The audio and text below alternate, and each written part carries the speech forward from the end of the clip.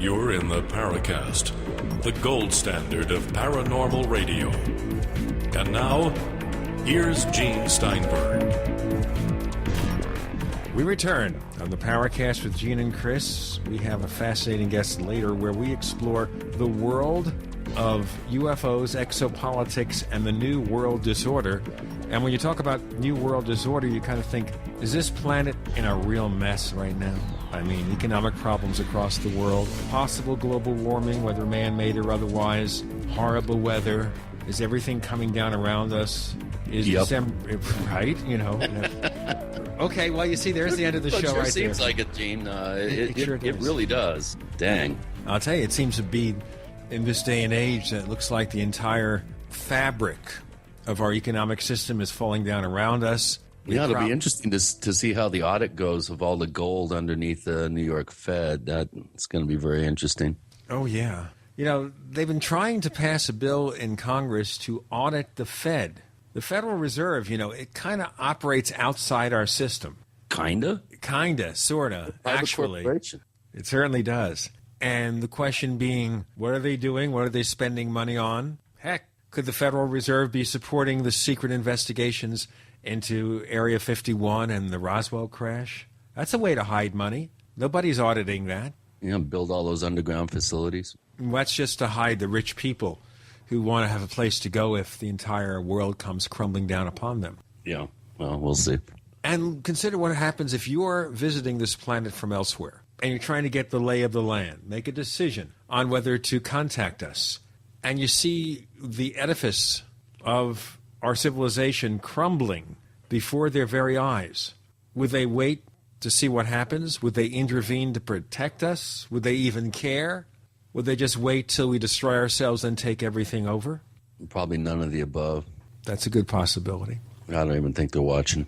Now, on last week's episode, we talked to Kevin Randle, and he is fun. He's a fun guest because he doesn't mince words. If he doesn't agree with something, he tells you. Like, for example, he's not convinced that the Aztec, New Mexico crash of 1948 actually took place. He gave very specific reasons. What bothers me is that to this day, Scott and Suzanne Ramsey, who wrote that book about the Aztec crash, have not surfaced to defend their book. I left them an email. I left them a phone message, said, look, we're going to have Kevin Randle on. Would you like to address the issues he has to raise? He has talked to them about it, so it's not that they don't know. Well, and I'm sure they read his review as well.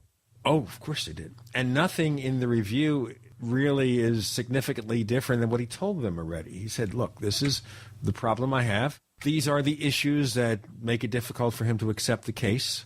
And that opens the door for them to say, well, you know what? You got it wrong. This is why. We have these witnesses. We have this evidence.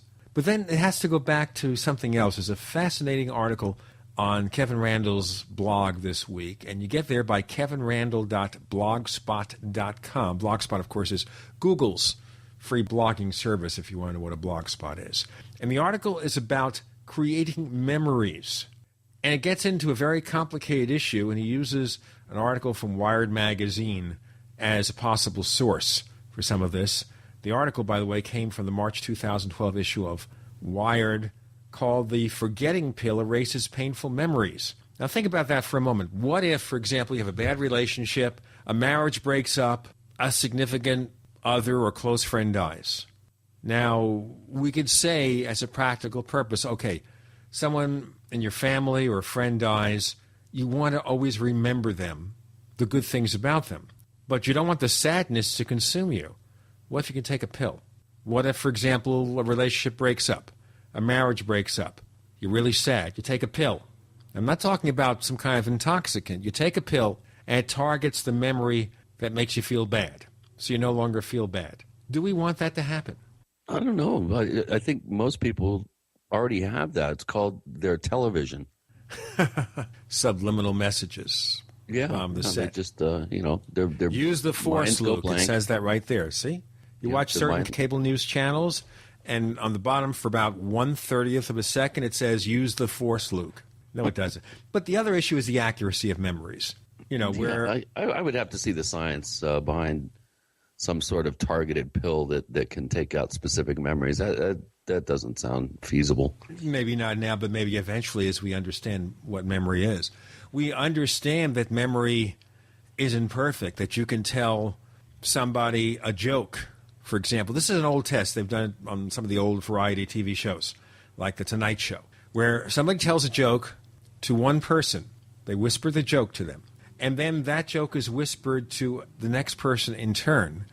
And by the time they go through 5 or 10 generations, the story has very little relationship to the original. Yeah, it's the old game telephone. That's right. And the other issue being, well, if somebody reports a UFO sighting that may have happened 50, 60, 70 years ago, their memories being contaminated by popular culture, would what they tell us now have any resemblance to what they knew then? Now, Kevin Randall and his dream team understand this because what they do is they try to find more than one person giving a similar story, allowing for the inefficiencies of human perception. What about written records of the time to confirm what they may know? And by doing that, you can get a pretty good approximation of what might have happened. And this is one of the reasons why Aztec falls down, is because, yes, you can find a couple of 3 people who might remember it, but there's no written record to refer to at the time. And I'm not mentioning the book by Frank Scully, which is basically quoting other people who quoted other people. It's not a direct account. We're talking about direct memories and a written record. With Roswell, there are written records of where a person might have been that year, what kind of work he did, maybe a newspaper story or something. There's something to follow up with. With Aztec, there isn't, which is another reason why one might be skeptical. There's no support. Right. But just depending on one person's memory of something may not be adequate unless you can test that person's memory to see how good an observer they are. I mean, I think, for example, of my first remembrance of the Kennedy assassination. 1963, I'm a young guy, not as old as I look. And I remember my father coming home from work that day and saying something roughly, I just heard the president was shot, turn on the TV. That's not exactly what he says. It's what I remember him saying or paraphrasing. Now, it's not something I've discussed with him or anybody else, so I guess the memory was not contaminated, and probably today I would say that's what happened. My father's not around to confirm or deny the memory, but once your memory is subjected to constant repetition, to constant influences by other people, suddenly the memory becomes less accurate. And I still wonder, you'll have to tell me once next time we get our friendly neighborhood Indian tricksters on, how they could spread oral tradition from father to son, etc., etc. Love to know how to do that. Maybe that's an ability we've lost. They memorize it. Okay, like a play. Yeah. Sure. I remember where I was when Kennedy was assassinated. I was in a Safeway in L.A. I was 5 years old. Not 500? No. Okay. They were pulling a dead guy out of a trunk when we left the store.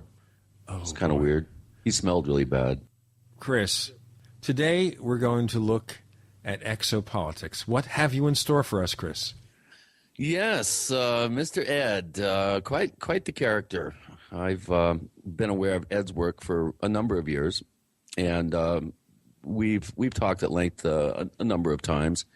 Ed is one of the founders of the whole, I guess, movement of exopolitics within the field of ufology.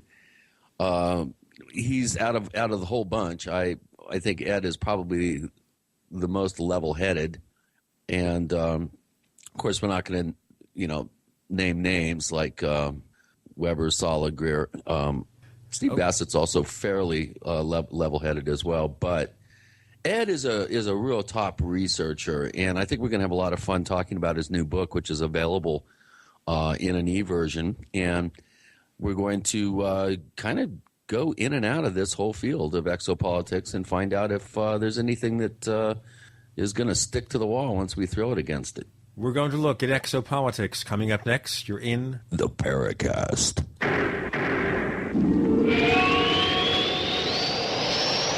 Neighbors, this summer you and your team will probably be working from different locations, and that's why I recommend GoToMeeting, where you can meet online with clients and colleagues from just about anywhere. GoToMeeting with HD Faces by Citrix allows you to collaborate on files and plans online.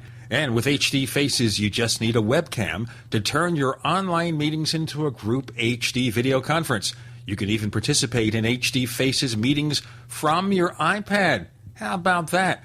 Work smarter this summer with GoToMeeting with HD Faces. You know, my listeners can try it free for 30 days. Don't wait for this special offer. Visit GoToMeeting.com, click the Try It Free button, use the promo code PODCAST. Once again, the promo code is PODCAST. You go to GoToMeeting.com, you click the Try It Free button. Take it from me, this is going to be your savior for doing those online meetings in the summer. American gardeners and fellow patriots, make the right choice with your money, time, and your family food supply. Choose 100% pure heirloom seeds in the Survival Seed Vault from MyPatriotSupply.com. Why spend more? The Survival Seed Vault from MyPatriotSupply.com is only $37.95 and includes 20 varieties of pure, hardy, easy-to-grow heirloom seeds. Yes, only $37.95. That's 70% less than our competitors. You could buy 3 Survival Seed Vaults for less than one of theirs. The Survival Seed Vault from MyPatriotSupply.com includes detailed planting and seed-saving instructions and ships same day. Plus, all orders over $49 ship free. MyPatriotSupply.com is American-owned by patriots like you, passionate about freedom and preparedness. Call now, 866-229-0927. That's 866-229-0927. Or discover more emergency preparedness items when you order at MyPatriotSupply.com. Choose the original. Choose the Survival Seed Vault at MyPatriotSupply.com. Alex Jones here with a great way to beat the blackouts, get off the grid, and generate your own supply of electrical power. Folks, with what's been going on in this country, I don't have to tell you about the power grid and just how vulnerable it is. That's in the mainstream news every day. Millions of people have lost their power in the last few weeks because of dangerous storms and killer heat that's pushing the grid beyond its capacity. I've always said that every family needs to be ready for blackouts. And if you don't have a backup system in place, I've got a great opportunity for you. Right now, our good friends at Solutions from Science are offering huge savings on their best-selling Power Hub unit. In fact, I think it's the best deal I've ever seen them make. It's literally thousands of dollars in savings. Remember, these backup systems don't need gas because they're solar-powered. That means there's no dangerous fumes and no noise. InfoWars listeners can get all the details at beattheblackouts.com. That's beattheblackouts.com. Hello? Congratulations. For what? For losing all that weight. How'd you do it so fast? ASAP. ASAP what? What's that mean? Are you ready to get as skinny as possible, as soon as possible, as simple as possible, and as sexy as possible? I'm listening. Then get with the ASAP program. It's real and it works. No smooth talk, no slick advertising, and no exaggerated claims of success. I've got to know more. Welcome to ASAP, as slim as possible. Whether you have 10, 20, or 50 pounds to lose, ASAP is your weight loss answer. ASAP targets the abnormal fat reserves and makes them available to be burned as fuel and contains no caffeine or hormones. Order ASAP at wholesale prices or join the team to share the business with others. Visit GCNteam.com or call 877-878-4203. GCNteam.com or call 877-878-4203. Lose weight and look great with ASAP, as slim as possible. We'd like to hear from you. If you have a comment or question about the Paracast, send it to news@theparacast.com. That's news@theparacast.com. And don't forget to visit our famous Paracast community forums at forum.theparacast.com. Ed Komarek returns to the Paracast. He, of course, as you learn in our episode December 4th, 2011, is a longtime paranormal investigator, and we labeled him at the time as a self-appointed spokesperson for the Exopolitics movement. As always, we have lots of new listeners, Ed, so maybe before we go on, explain to our listeners 101, Exopolitics 101, what's it mean? Okay, I don't know if I would be, I'm just one of the spokespeople, one of the founders, that were involved in the early days over a decade ago.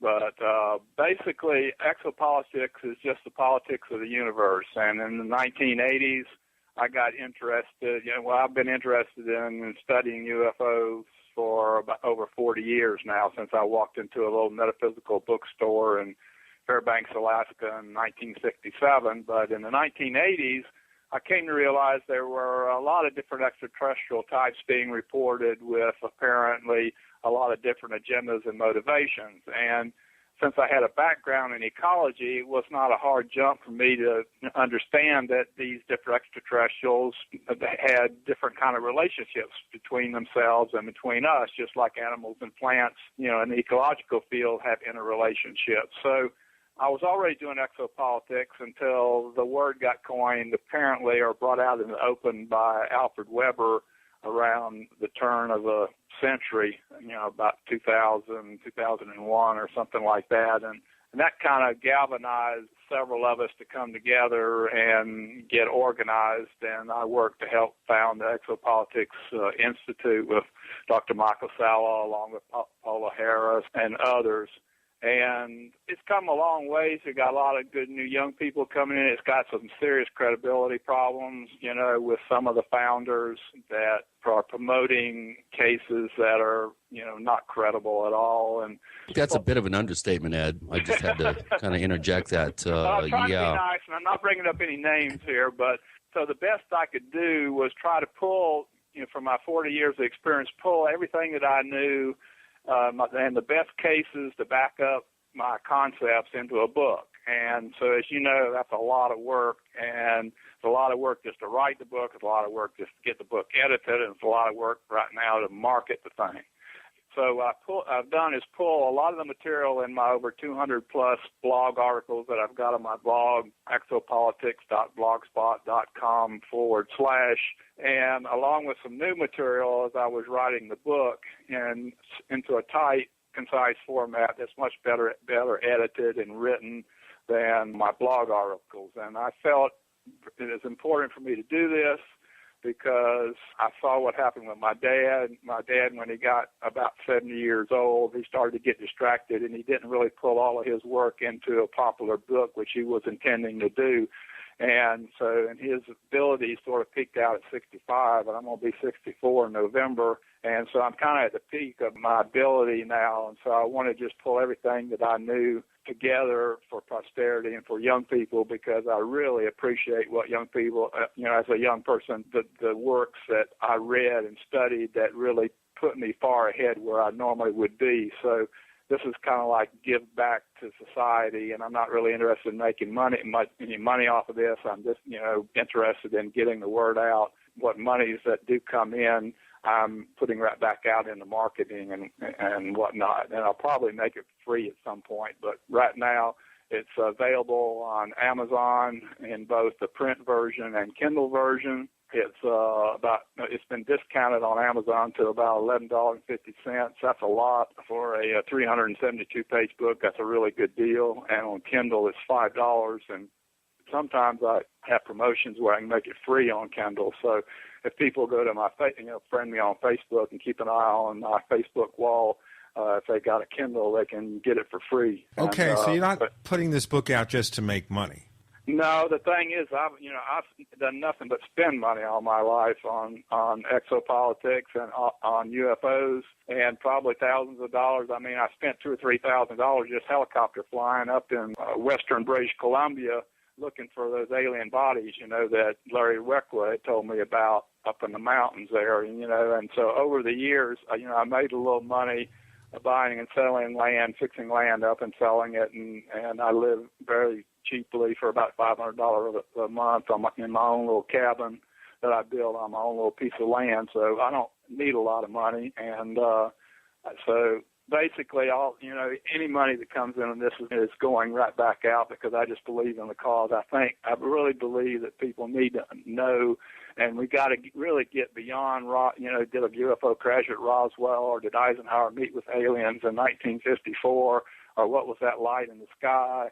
And start really digging into what are the issues and implications of extraterrestrial contact as reported by so many credible whistleblowers and contact people, and cut through all the disinformation and trash, that's being put out by scammers. I had a little run-in with a scammer that actually kept me from going to lecture in Norway. Would you explain this in more detail? Fascinating. A scammer prevented you or tried to prevent you from lecturing in Norway? Yeah, Yeah, what happened was I had heard about him. It's his captain who claimed that UFO had come up under his boat and burnt the underside of the hull of his boat and broke off his rudder, and it was in the Netherlands, a little bit about the Netherlands press, and he got on the internet, and I got kind of interested on it, thought it might be true, and then I was going to lecture in Norway for some friends over there, Facebook friends, and they had already got the ticket, for me and everything else, and this guy started just lying to them, and they still believed him, and I was kind of made me out to be the bad guy, and it felt so unstable that I decided I just better not go at my age. If I was younger, I wouldn't, done it. But they found out, when he came and lectured, and they found out that he was a scammer, and so I'm on good terms with him. So hopefully next spring, if they have another conference in Norway, I'll go to it then. But you can find him, on the internet. He had this Sea Heart Foundation that he was promoting, and there was no legal entity. If we found out there was no legal entity and no paperwork, no nothing. And he since this has disappeared, but he threw kind of a monkey wrench into my operations, for a while this spring. But again, it was just as well because I still was editing on my book, and I really wanted to have my book when I lectured, and I was still 2 or 3 months away from that, as it turned out. So I finally got the book out and published at the last of June or early July. So it's only been out well over a month now, and so I'll probably go on to a lecture circuit. It's kind of hard, for me to get out and go to lecturing and promote myself, because I'd rather stay, on backstage. I'm really not too interested in getting out and being the one out in the limelight. You don't like being a public speaker, Ed. We have Ed Komarek. I don't like being a public speaker, too, by the way. I like doing radio because nobody has to look at me and nobody has to be around me. With Gene and Chris, you're in the Paracast.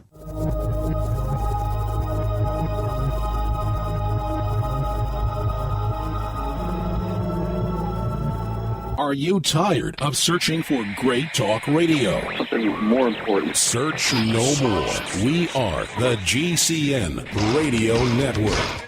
If you want to get your website online and you need reliable service, first-class service at the lowest possible price, there's only one place to go. Well, DreamHost has a special promotion with our show where they'll offer you unlimited disk space, unlimited bandwidth, one-click web apps such as WordPress, 24/7 support. You can save over $55. You want to know how? Go to dreamhost.com/radio, dreamhost.com/radio. Fate Magazine provides true reports of the strange and unknown. Keep up with the latest on angels and miracles, psychic phenomena, ghosts, UFOs, life after death, and much, much more. To receive your free issue of Fate Magazine, call now at 1-800-728-2730 or visit their website at www.fatemag.com. That's 1-800-728-2730. What are you waiting for? Your fate awaits.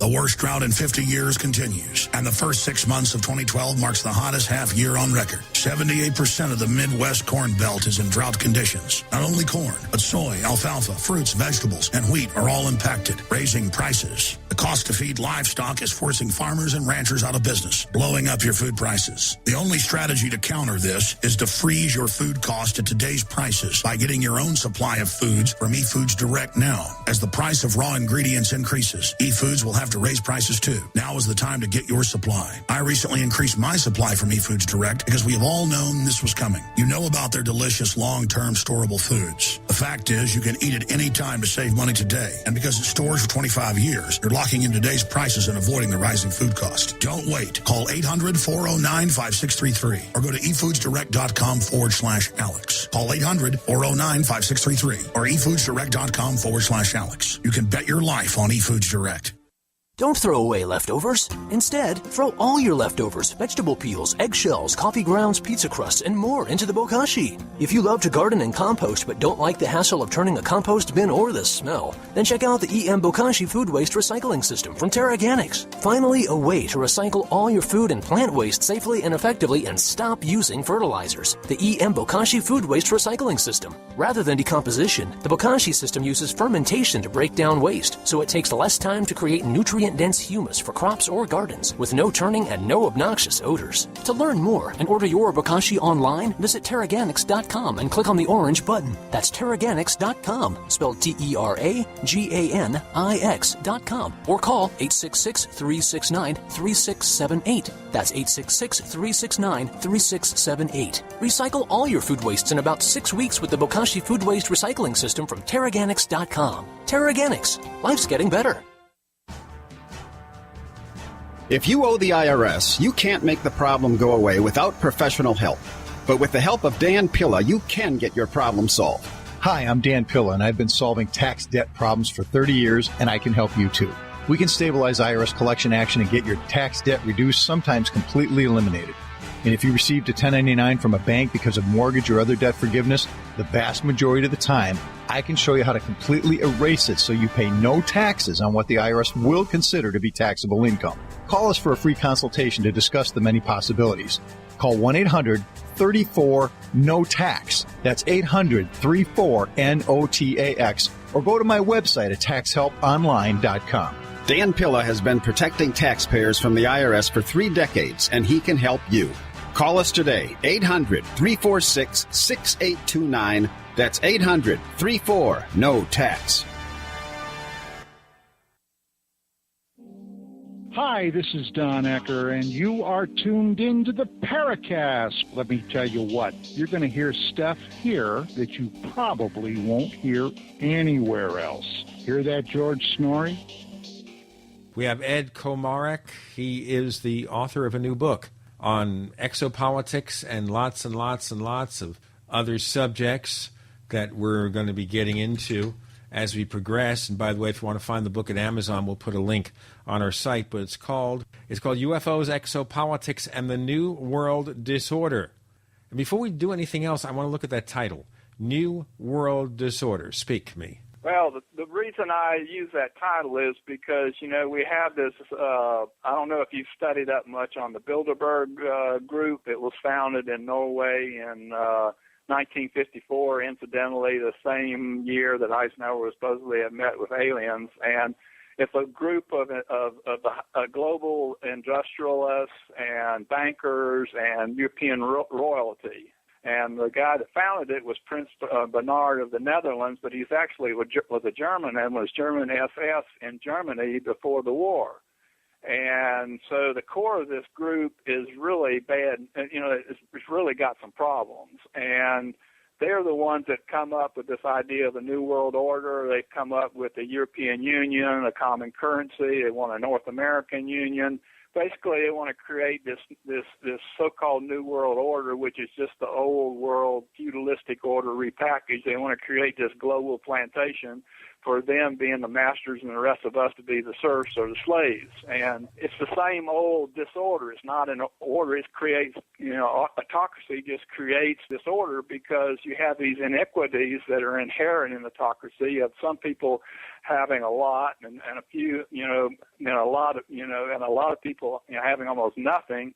And so you're constantly having revolutions and chaoses and, and disturbances and whatever, and seeing who's going to be the top dog, and then the top dog's always got to worry about another dog coming out and taking him out. Yeah, I understand that. Right now, the European Union, which does exist, obviously, is having a heap of trouble. They have to deal with problems in Greece, problems in Spain. They have to deal with the euro, this unified currency, and whether it's going to survive. Mm-hmm. Yeah. And all this has to do, and was all thought up by these wealthy bankers and industrialists and some European royalty, particularly royalty in Germany and in the Netherlands and maybe even in England. So I found, my path to this group, this Bilderberg group, has been through the UFO community because I've been trying to figure out where, who's behind the cover-up, and other people have reached Bilderberg. This guy, Daniel Esselin, I don't know if I'm pronouncing it right. He wrote a book that had sold over 5 million copies, and it's going to be in September. It's supposed to be out as a documentary. And, he came from a completely different place, and I'm coming from another place, and I've been backtracking up, following the money, following the power as to where this cover-up comes from and why we still have this cover-up after all these years and whatever. And basically, I've discovered that there's really 3 main reasons for the cover-up. Now, let's just backtrack a little bit here because, first of all, we have to establish ground rules here before we start jumping into the cover-up. So, number 1, UFOs. You're accepting beyond any question that UFOs are extraterrestrial. Is that correct? Yeah, for me, that's true. I've seen just too much evidence. I've seen too much credible whistleblower testimony. I've talked to too many contact people. I don't even have a problem with that. My problem is more what are the details and trying to sort out. I know, but we still have to go back to that question because there are a lot of different opinions as to what UFOs might be, and ET is one of them. Well, basically, sure. Exopolitics is based on that assumption, like you're saying, that extraterrestrials do exist. They're coming here to Earth. There's many different types, and they're interacting amongst themselves and with us. And if you can't, handle that, it might not be ready. It might not be time for you to get into it. But for the people, okay. So the point is that if you do not accept that premise that UFOs are ET, and therefore we have to consider the implications of that fact, then there's no point in discussing the rest because it lives or dies with that assumption. But wouldn't it be better to find better evidence to convince people of this? Because right now, 1/3 of the people in the U.S. believe UFOs are ET. 2/3 do not. That was a National Geographic study, wasn't there? Something I wanted to. It was. They commissioned the study by an independent survey organization. Yeah. Certainly, with the kind of show that is chasing UFOs, they would want to have a result that was even better than that. Yeah. Well, the problem is what we're up against. Is a powerful group of people with a powerful interest into keeping this covered up. Yeah, but you see, that's based on assumptions because we're first assuming that UFOs are ET without necessarily considering what kind of evidence is required to prove that, and not that it satisfied Ed. It obviously satisfies Ed that there is something of that nature going on. It satisfies Stanton Friedman and a lot of other people. But as I said, a lot of people are not satisfied. And I wonder if we're maybe putting the cart before the horse in this argument, which is, how do we convince more people that UFOs really represent ET? Wouldn't that make it easier to get disclosure? The first thing is I think we talked about this before. An intelligence operative, is flying by the seat of his pants. He doesn't know there's a machine gun nest over the other hill over there. But he's got quite a bit of evidence that there is one there, and he's not about to go running over that hill until the evidence hits him in the chest. But so he's going to operate on the assumption that it's there and work from there. Now you can say, well, he just got a wild imagination, and and there's no real machine gun nest over there, and I'm going to walk out there and prove it. And you walk out there, and bam, the evidence hits you in the chest. It's too late. So what you got to do on some of this is you got to get out front. You got to work with, less than completely solid evidence, because what's coming down the pike is, and when the bullet hits you, it's going to be too late to deal with it. And that's why, even if you don't believe that, or you don't have enough evidence to become convinced that extraterrestrials do exist and that they are interacting with humanity, it's important to start thinking a little farther ahead. Because by the it's kind of like it's kind of like I look at it in ecological terms, and I see there's a predator behind that bush over there, And I'm not really sure if he's there. You know, I see the bush wiggle a little bit. I see a movement behind it, and I'm saying, listen, guys, there's a predator there behind that bush. You know, I'm going to back off a little bit. And they say, no, you know, there's nothing behind over there. I back off, and then they get eaten. So the thing is you got to work, you know, fly by the seat of your pants when you're doing intelligence work to get a little ahead of the game. And some people are good at it, and some people aren't. And, you know, I hope that I'm at least 80% correct, you know, in this book. You know, I've tried to stick with time-tested cases that are not going to blow up in my face, and people that sound credible, and sources that you can confirm, with other sources, other independent sources. I don't like to get too far out on a limb on any one particular case, but you've got to, I think it's just really important for what's coming down the pike to get a little ahead of the game and realize that we're being preyed on. Our perceptions are being manipulated through techniques of perception management for the last 60 or 70 years, you know, by globalist elite who don't want the truth out because it seriously impacts their interests. But you know what? We can also do some kind of reverse double whammy theory here, which is maybe they, the powers that be, whoever they are, Bilderbergers, the Silence Group, the international bankers, want us to believe that ET is coming here to divert our attention away from whatever they're really doing. Wouldn't that be just as possible as saying, well, the evidence is pointing to ET as a working theory, it's valid to point in that direction, then consider the implications? Maybe it's the reverse. We have to look at that. Ed Komarek joining Gene and Chris. You're in the Paracast.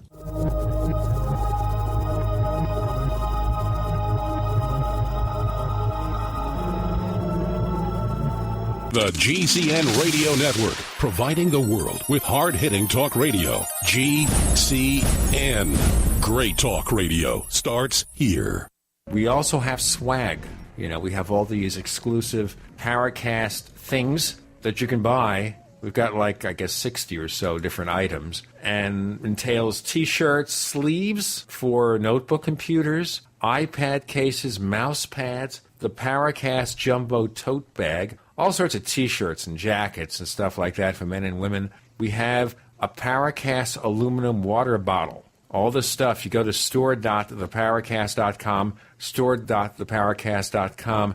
What makes it special is that the items are the best quality, great T-shirts, fabrics, and they have our official logo on them. That's what makes them special, in multiple sizes and colors. We even have stuff for children, stuff for women, stuff for men. We have all sorts of sizes, like small up to X large. A lot of good stuff. That's the swag from the Paracast. You go to store.theparacast.com, stop by, and take a shopping tour. Let's keep preparedness simple. Do you need stuff for disasters? Of course you do. For over 15 years, disasterstuff.com has, stuff for disasters. See? Easy to remember. Disasterstuff.com. Want free shipping on a new Berkey water filter? Disasterstuff.com is the official Berkey in-stock shipping center. Lots of folks want an EMP Faraday bag to protect sensitive electronics during a solar or nuclear event. Now, for a limited time, all survival gear purchases over $75 include a free 8x8-inch EMP Faraday bag. Just enter promo code EMPBAG when you check out at disasterstuff.com. We're also a Country Living Grain Mill authorized dealer. Plus, we offer freeze-dried foods by Alpine Air and Wise Foods. We also carry emergency kits, survival seeds, and much more. Preparedness should be simple, and it is. Just remember, disasterstuff.com. Freedom through self-reliance and personal responsibility. Digestive health is the key to wellness and elimination of toxins. That bears repeating. Digestive health is the key to wellness and elimination of toxins. And Pro EM1 Daily Probiotic Cleanse is the key to digestive health. Pro EM1 is a powerful liquid probiotic, strong enough to cleanse, gentle enough to use every day. Pro EM1 is dairy, wheat, and soy-free, contains all natural and certified organic ingredients, contains no preservatives or animal products, supports a healthy digestive and immune system, supports weight loss, improves absorption absorption of food nutrients, aids in controlling yeast infections, is never freeze-dried, and uses 3 groups of live, viable, beneficial microbes to cleanse and remove toxins. Order Pro EM1 Daily Probiotic Cleanse at Terraganics.com, spelled TerraGanix.com, Terraganics.com, or call toll-free 866-369-3678. That's 866-369-3678. Pro EM1, the raw probiotic. In this unpredictable world, disaster can strike anyone. That's why an essential part of any emergency survival plan must be stove in a can. When power goes out and gas lines are down, the portable, safe, easy-to-use stove in a can cooks food up to 4 hours and boils water in as little as 5 minutes. Stove in a can comes with everything you need. The stove, fuel, even waterproof matches, all in a compact, durable, heavy-duty container. Plus, the all-natural, non-explosive, 100% waterproof fuel source can be stored indefinitely. Say goodbye to the hassle and danger of propane, lighter fluid, or gas. Stock up now and protect your family with Stove in a Can, starting out at $29.99. Special bundle offers now available with a 100% satisfaction guarantee or your money back. Order yours today at stoveinacan.com. That's stoveinacan.com.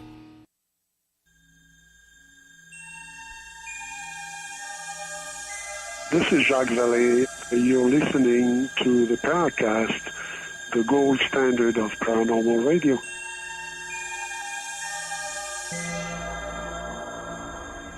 We have Ed Komarek joining Gene and Chris in the Paracast. His new book is called UFOs, Exopolitics, and the New World Disorder. Before we did the break, I posted the reverse whammy question here, which is, would it be possible that this concentration on ET is deliberate? They want us to think it's ET because they're doing something else that we don't realize. Okay, there is something very similar going on. Walter von Braun told Carol Rosen, way back when she was involved with him, that I think she was working at Fairchild Industries, and they say they were using the Cold War in order to gain more control over people. And when that ran out, they were going to use terrorism. And when that ran out, they were going to use alien invasion. Okay, but you see, that creates a lot of political interplay there. Because we can say, well, look what happened after 9/11. Well, we have the Patriot Act, where we gave up certain freedoms for more control by the government to find the alleged terrorists in our midst. Yeah, and so what I'm afraid of, I'm getting very concerned about right now with these series like Dark Skies and these alien invasion scenarios, in which the craft shoot up cities and stuff like that we're being prepared for a scenario like 9/11, but on even a wider scale, just to scare the pants off of everybody all around the globe and do what President Reagan said. What if people, had an external threat and a threat of aliens? Wouldn't we unite behind a, common purpose? Okay, so the theory being here that if we make people believe that we're under threat of being attacked by ET, the authorities can use that information to take control, declare martial law, do something that would cause everybody to lose their freedoms. Yeah, that's right, and they're doing that, and that's part of the program. And that was told, Warner Braun was onto that, way back, I guess, in the 50s. After he left the presidency, Eisenhower warns against the military-industrial complex. Got to watch out for them. Is this part of that? Yeah, that was Bilderberg, the Bilderbergs. They were founded in 1954. Okay, so this is what he was referring to. Okay, but then we're looking at something that may be independent of UFO reality. UFOs do not have to be real for the illusion of their presence or threat to be created, right? Well, I've seen enough evidence, and I've hopefully got enough evidence in this book for people to realize that all these people aren't lying. Some of these people got to be telling the truth. And well, the question is here, yes, they're seeing something, but how do we determine the cause? And even then, assuming it is ET, and I'll go with that for the sake of argument, because there's a lot of stuff that's pretty crazy going on there. Okay, it's ET visiting us. How can we make assumptions about what that means? There are lots of possibilities. Once we talk about ET, is it one race? Is it many races? Are they evil towards us? Are they friendly? Maybe they just don't care. Maybe this is the recreation spa of the universe. They come here to look at those crazy earthlings. Now, that's what I pulled all this together to try to make some sense out of all this. And got a lot of quotes in here from high-level people, people that have been involved. Ben Rich said there are two types of UFOs, the ones we build and the ones they build. We learned from both crash retrievals and actual hand-me-downs. The government knew, and until 1969, took an active hand in the administration of that information. After 1969 Nixon purge, administration was handled by an international board of directors in the private sector.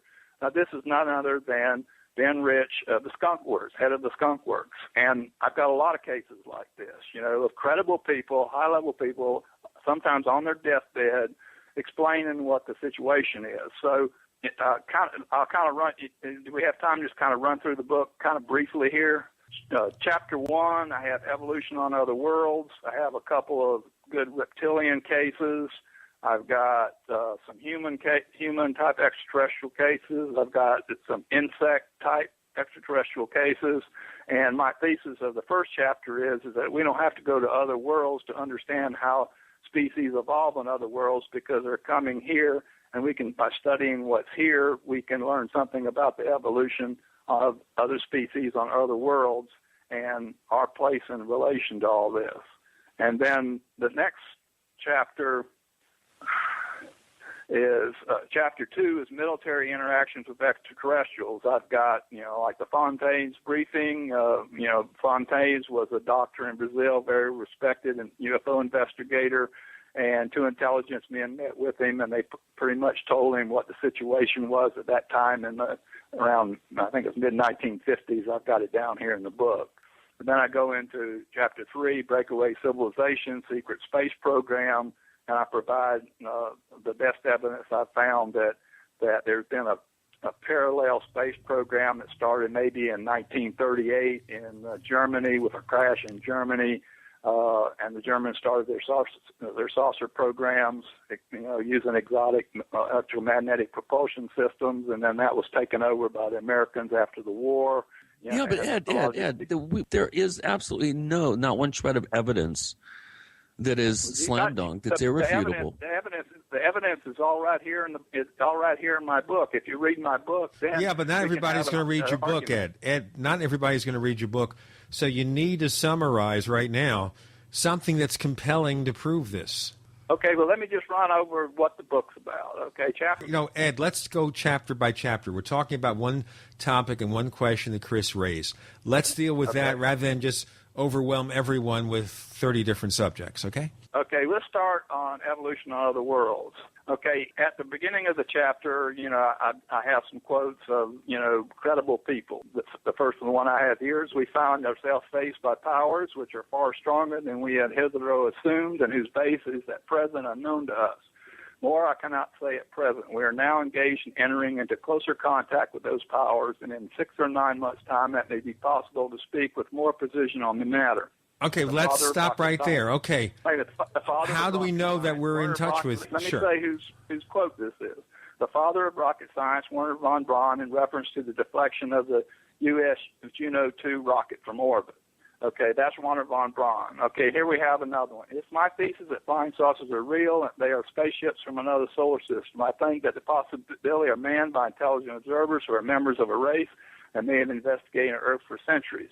Okay, I understand that. I understand that people have made that theory. Ed, please. I've got to give the evidence here to you. Yeah, but the evidence is not a quote. Okay, somebody's quote or opinion is not evidence. I could give you an opinion that's just as we're interesting. never going to get anywhere. If you need physical evidence, Gene, you wait till the bullet hits the end of the chest. What can I say? Well, I'm going to ask you though for the evidence. Not that somebody says I believe this, but what evidence is there to prove that what they believe is true? Let's look at that. Well, we're talking about witness testimony, high-level people in the know. That's evidence. If you want physical evidence, we're never going to get anywhere. No, evidence of someone saying, I think something is thus and so is not evidence of anything. It's evidence of an opinion. If someone says, based on what we've analyzed, based on the information that's come to us, it appears that this is what the UFO mystery is all about. That may be something. Like it is. they're saying this is the way it is. They're in a position to know. So that's evidence. What can I say? If you're going to be stuck and you're not going to be able to think any further outside of the box unless you use evidence that's not rock hard, completely solid. If you're waiting for rock hard, completely solid evidence, you're never going to be able to move forward. No, I'm not expecting that because we haven't had it up to now, and it's going to be very difficult to come by it. What I'm interested in is where somebody in the know doesn't just state something as something they might believe or expect or hope for, but based on their investigation, based on their inside knowledge, that they know that something's going on that has a certain impact. That's the kind of stuff that we're talking about here. You follow me? There's different kinds. You got to go by, if you want just cases, like there's a case here of an insect-like extraterrestrial in this first chapter, insect-type extraterrestrial a young girl in Poland saw out in the field, and she describes this insect type of extraterrestrials looking kind of like a praying mantis, and this is what a number of abductees have said the same thing. I described this same kind of creature and whatever, and I'm saying that, okay, here we have insect-like extraterrestrials. We have reptilian cases of people that encounter reptilian type of extraterrestrials. We've had people that have encountered, like Johnny Sands, the country singer, who had an encounter with an amphibian type of extraterrestrial, that these creatures, as being reported by people, are evolving on other worlds in ways similar to here on Earth, except because nature is using the same kind of strategies, there as here on Earth in similar environments. Like, you have exoskeletons and you have endoskeletons, each have survival strategy. I'll tell you what, we'll get to this survival strategy and we'll move on. Ed Komarek, joining Gene and Chris. You're in the Paracast.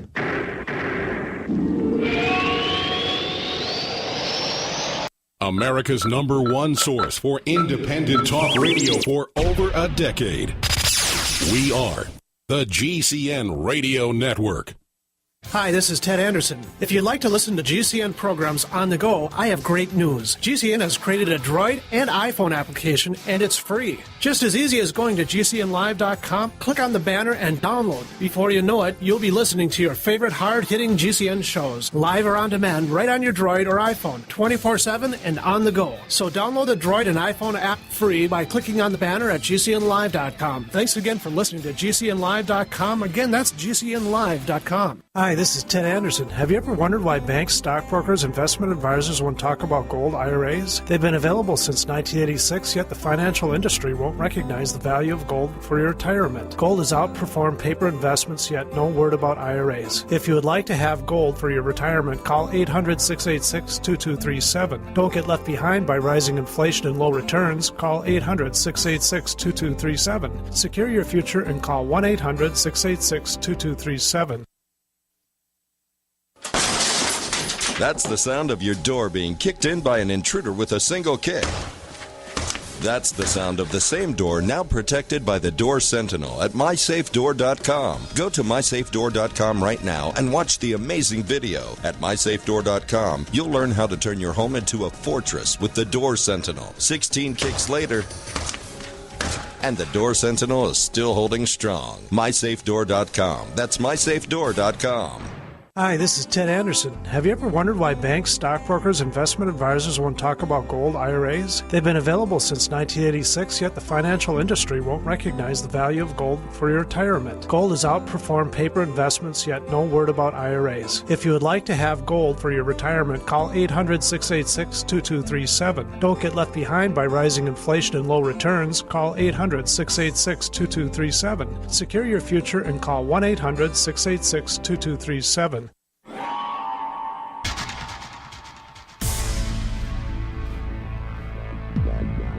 Welcome back to the Paracast, the gold standard of paranormal radio. And now, here's Gene Steinberg.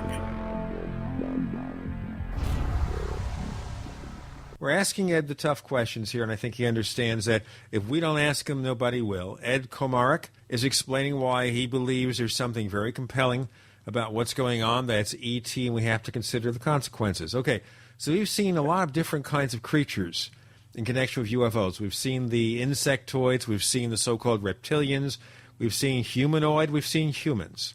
So on the basis of that... Yeah, well, we're assuming that we're dealing with life forms that are from outside of this closed system called Earth. And that's a big leap for me. I think that there are other possibilities that need to be examined as well. It's not assuming. It's whether you accept these testimonies as true and credible, and if you do, then you build assumptions and you build concepts on that. That's what I'm doing. Well, yeah, I agree, and I think there are some very, very good, credible cases out there.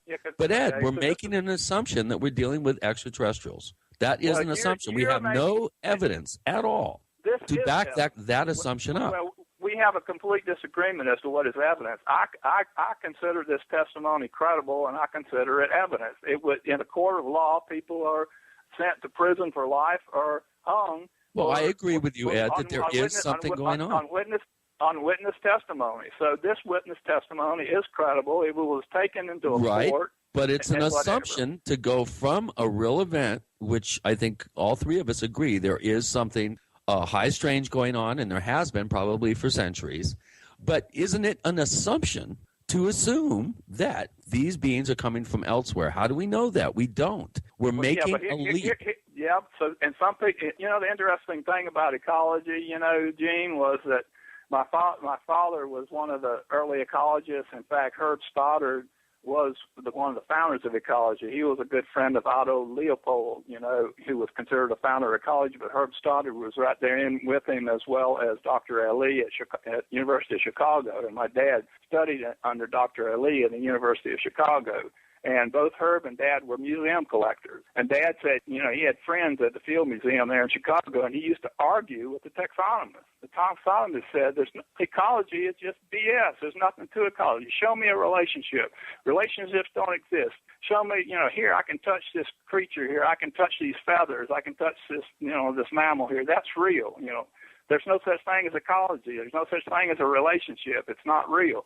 And Dad could never convince the taxonomists to think any further beyond that, because they were in their little, down in their little basements, and they were, were dealing with animal skins and sorting out this bird from that bird and this animal from that animal. They weren't out there in nature watching what was going on in nature and how all these animals and plants were all in a relationship and are interacting amongst themselves. They can never make that jump. And it's the same thing with people in the UFO field. There's a lot of people who can't make the jump to exopolitics for the same reason. You'll probably die, not making that jump. Some people will make it, and it'll become an emerging field eventually. Academics will get in it and fill it out, and it will become a legitimate science, just like ecology was. So not everybody is suited to make the jump. No, can make that jump, and so what can I say? And so what I'm trying to do is talk to the people, that are willing to consider this evidence and think of what this evidence, where it leads, not necessarily as an assumption, or you can call it a speculation, but it's informed speculation based upon evidence, upon all this witness testimony and whatever. And here's the lay of the land, and here's where we're going, and that's important to know, to have some kind of a model or a roadmap, even if it's not 100% accurate, to guide us forward, interactions. And that's what I'm trying to do. I'm trying to put out a roadmap, that hopefully is 80% correct. And what I'm saying here is that evolution is going on in these other worlds. Top predators are evolving. They're coming here just like we're evolving on this planet, and they get into conflicts and fights and warfare. And I've got a whole chapter on extraterrestrial warfare, where it seems like extraterrestrial craft are shooting at each other, and even some of them crashing to Earth after a fight. And okay, so, you know what? Let's just stop there. You just raised a lot of different possibilities. I'm going to ask you about that one, okay? So you're saying that ETs are fighting each other in our atmosphere. Is that right? Yeah, I've got cases that go, in fact, they go way back to the Vedas. And let me skip here, take the book here and skip back. Let's jump into one of these just to get a sense. This is a chapter on extraterrestrial warfare. Here's a quote from the Mahabharata. Probably 8,000 to 10,000 years old, maybe. It was passed down. These legends or these myths were, supposedly passed down, but it's very detailed. Gurkha, flying in his swift and powerful Vetma, hurled against the three cities of the Vishnu's and the Ankaras, a single projectile charged with all the power of the universe. An incandescent column of smoke and fire as brilliant as 10,000 suns rose in all its splendor. It was the unknown weapon, the Iron Thunderbolt, a gigantic messenger of death which reduced to ashes the entire race of the Vishnus and the Andakes. The corpses were so burned as to be unrecognizable. Okay, I mean, this is, it's also, it's in the Bible. By the time Lot had reached Zoar, the sun had risen over the land, and the Lord rained down burning sulfur on Sodom and Gomorrah from the Lord out of the heavens. Thus he overthrew those cities and the entire plain, including all those living in the cities and also the vegetation in the land. But that sounds like an attack against us. It doesn't sound like E.T. attacking E.T. Well, if you get into the stuff from the Vedas, it's obvious that what's going on. In fact, here I've got links on this. Here's a quote from this link that there was possibly a incredibly destructive war between Atlantis and Rama about 10,000 years ago. The Mahabharata is a virtual. I'm quoting right, here. But why do we think that Atlantis, for example, relates to E.T.? Would it not be also possible that we created Atlantis and? Here, let me read a couple of paragraphs of this quote. The Mahabharata is a virtual gold mine of information relating to conflicts between gods who are said to have settled their differences, apparently using weapons as lethal as those we have now. Apart from blazing missiles, the poem records the use of other deadly weapons. Indra's dart is operated by a circular reflector. Then switched on, it produces a shaft of light, which when focused on any target, immediately consumes it with its power. In one exchange, the hero Krishna is pursuing his enemy Sava in the sky. When Sava's Vitma, the Shah Buddha, is made invisible in some way. Undeterred, Krishna immediately fires off a special weapon. I quickly laid on an arrow which killed by seeking out sound. Many other terrible weapons are described quite matter-of-factly in the Mahabharata, but the most fearsome of all is the one used against the Vishrilis. The narrative records, this is one, Gurkha-fine, Swapandil, whatever. The nails in the hair fell out, pottery broke without apparent cause, and the birds turned white. After a few hours, all foodstuffs were infected. To escape from this fire, the soldiers threw themselves in streams to wash themselves in their equipment. Some said that Mahabharata is describing atomic war. References like this one are not isolated, but battles using a fantastic array of weapons and aerial vehicles are common in all the epic Indian books. One even describes the Vitma of Valak's battle on the moon. Check out this link for more quotes from the Hindu text and Dalai Lama. And it's very clear that, it also, Oppenheimer was quoted, when the bomb went off, he quoted out of the Vedic scriptures, and he was asked, according to this reporter that I've quoted here, he was asked at the time, if that was the first atomic bomb that was exploded, and he said yes in recent times, because he'd studied history. Right, and again, Ed, we're assuming that these are ETs in conflict with each other, when in fact maybe it's some sort of antediluvian civilization, and maybe it's humankind's ancient technology that we've lost. You are jumping, Ed, and making an assumption that what we're dealing with here are races coming from other places to this planet. How do we know that we didn't evolve? How do we know dinosaurs didn't evolve? I'm drawing on a whole different batch of data than you're drawing on, which leads to two completely different perspectives. Looking at both of what you're saying here, Ed, I got to do the break. Ed, got to do the break. So I'm not being rude. I got to do the break. What I'm seeing here is that we can take two pieces of data, and Chris is going to say, well, we could have had advanced civilizations here, and you could say, well, maybe two species of E.T. decided to use Earth as the place where they staged their attacks against one another. Ed Komarek joining Gene and Chris. You're in the Paracast.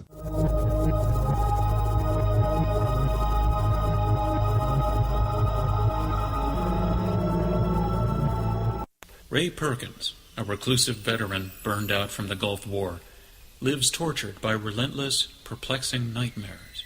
Nightmares of a horrific battle in deep space and of a mysterious woman suffering in agony for her devastated world. A woman not yet born, calling across centuries to him. Then, a coincidence leads him to his destiny, his chance to alter the universe. Attack of the Rockoids. The former fiction editor for Star Wars and Indiana Jones, Robert Simpson, writes, The soul of the novel Attack of the Rockoids lies in its heart and passion for building a convincing tale of a love that spans the galaxy. A thrilling story. Attack of the Rockoids is available now.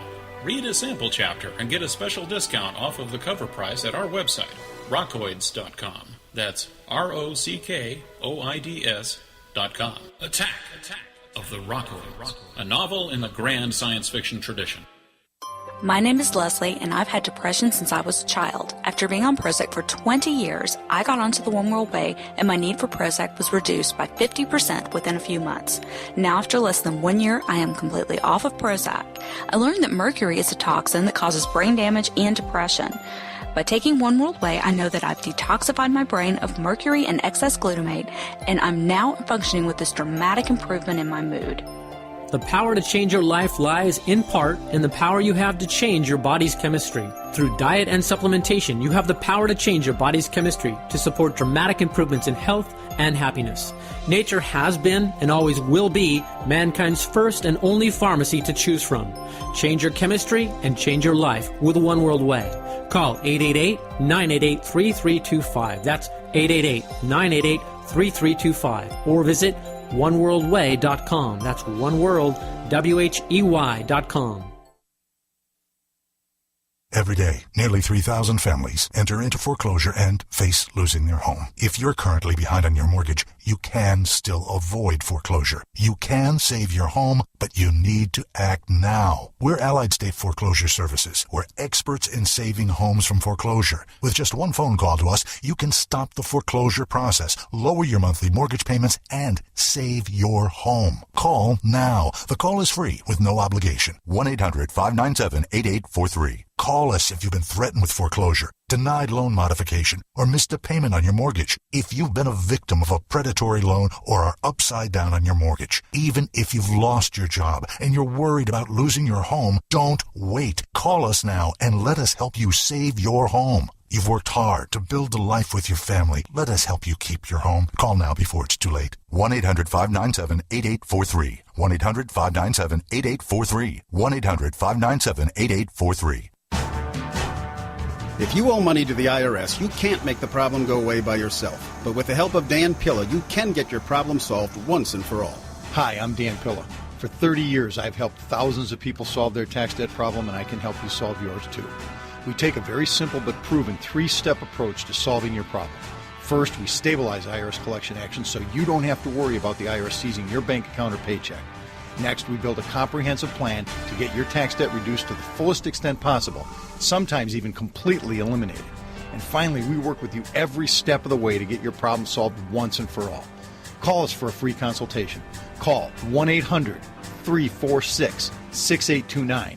We'll work together to get your problem solved, guaranteed. Dan Pilla has been protecting taxpayers from the IRS for 3 decades, and he can help you too. Call us today at 800-346-6829. That's 800-34-NO-TAX. We'd like to hear from you. If you have a comment or question about the Paracast, send it to news@theparacast.com. That's news@theparacast.com. And don't forget to visit our famous Paracast community forums at forum.theparacast.com. With Gene and Chris on the Paracast, Ed Komarek. New book out on Exopolitics and the New World Disorder. And we're focusing here on the theory that things reported in ancient texts are describing 2 factions or species of ET going after each other. And I have to wonder here, if they are really so concerned with fighting one another, why pick this place? Why pick our atmosphere? Do it in space. Do it on their own world. Why come here? Okay, we can't look at any particular bit of evidence, on its own. We have to correlate it with other evidence and hope come to with some kind of a model or understanding of what's going on. And that's what I'm trying to do here, is that I started in this chapter with these ancient cases and right up to the present. And what I've done is, in this book is not really all my work. I mean, I've written maybe a third of this book, and the rest of it is quoted material. That's why pretty much published it on my own because I probably have trouble, with a major publisher, with that, because there's so many people and getting permissions, just really difficult from so many people. So I quote this article. It quotes Eisenhower.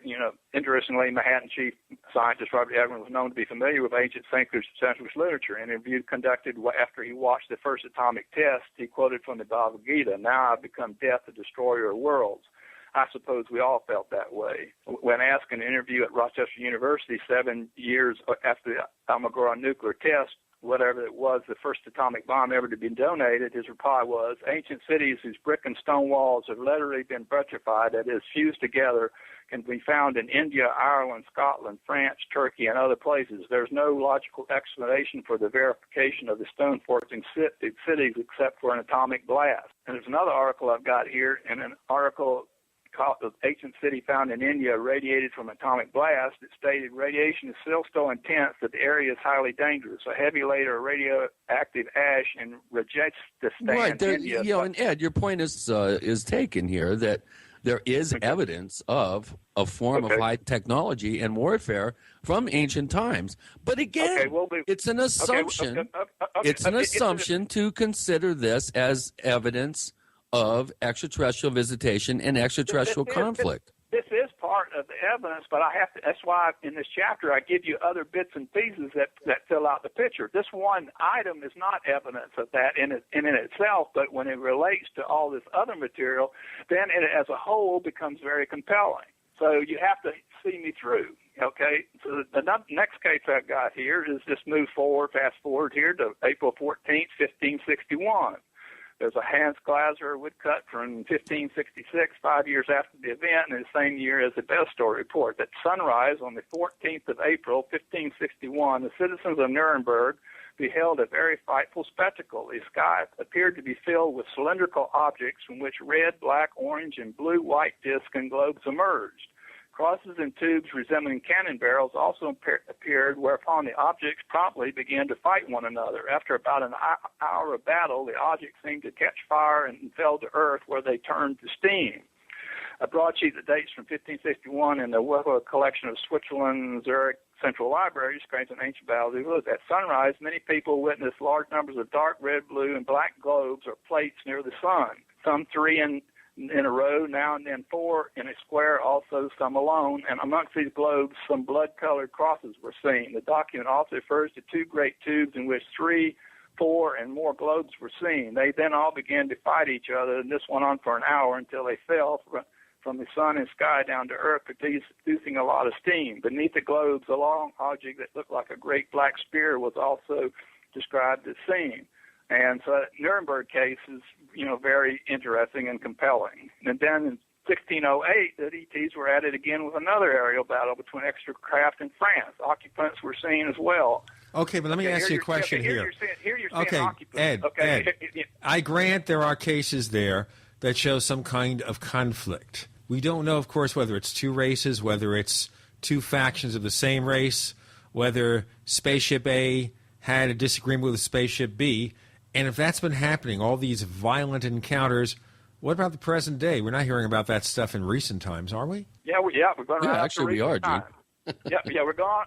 That's what. How recent are we talking about? Because we've got to look at the evidence in its totality, not any particular piece or part of it, and try to draw our conclusions from that, because we can't. We've got to draw it from the vast amount of data that's available to us. And so what I'm saying here is the occupants were seen here in 1608. 1608, the ETs were added again. In August of 1608, people of southern France from Marseille to Ganot witnessed a true wave of UFOs as reported in their chronicle from the title, described discourse, the terribles in the sky over Martinique. An aerial battle took place with left an odor of saltpeter or sulfur. The inhabitants of Nice saw 3 strange luminous vessels moving at high speed above the city. The vessels stopped close to a fortress, then went down into the sea, causing the water to boil and release a reddish-colored vapor. To the amazement of onlookers, 2 humanoid beings with large heads and very luminous eyes and reddish scales connected to their vessels by tubes passed several hours in some kind of strange work. Also off Agoa, an aerial battle took place between flying objects and other craft emerging from the sea. The soldiers of the fortress delivered 800 blows from their guns to drive off the intruders. Okay, so let's just look at it this way, Ed. We can go on and on. The point being, yes, we have cases showing conflict, and Chris says there are more recent cases. How recent? What about 10, 20, 30 years ago? Are we seeing cases where UFOs were evidently fighting one another? Here I am. I'm moving right up into this. I began searching the Internet. The first case of, well, actually, how I got onto this was a local contactee told me that his ET friends were getting into it with another race, and one of them had been wounded. That's not a lot of evidence, but I put it back on my mind, but it kind of started working on it, so then I got on the Internet and I started researching. Here's one of the first cases I found. I began searching the Internet, and the first possible ET conflict I found was UFO activity over Indiana. I read that, and I got a link to it. I understand, but let's just stop with researching on the Internet. We understand historical documents and stuff that happened a long time ago. I think those of us who have spent a lot of time on the Internet, I won't say I invented the Internet, but I've been on the Internet since the 1980s, you learn that anybody can put up something with a link and claim it's true. And because you see a link to a case doesn't mean that case is true. What you need is to look at the facts of the case, find other links, other stories that confirm the first one, maybe talk to the witnesses if you can, and see if there is some published evidence or other information. That's what I've done, but you got to hear me out. Okay, go ahead. Okay, so you found these cases on the Internet. What did you do to verify the cases? We've got a couple hours to work through this. Here, lights similar to those seen over Phoenix also appeared on Tuesday and Wednesday, April 14, 15, 2008, over the towns of Comoco and Logansport in northern Indiana. Those lights were accompanied by loud sounds, an odd metallic odor in the air, and the appearance of military aircraft. And no, I need to ask you the source first. Ed, I need to ask you the source first. I'm not trying to be rude here. I understand you can go on and read these cases for 3 hours. We're not going to do that because we can't do it. We just want sample cases. And please, Ed. Let me present the evidence, and then we can discuss the case. But all right, before we do that, you've already read this case, and before we do that, we need to break, and then we'll come back. We have Ed Komarek with Gene and Chris. You're in the Paracast.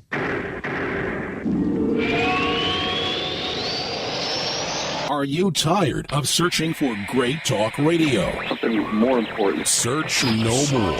We are the GCN Radio Network.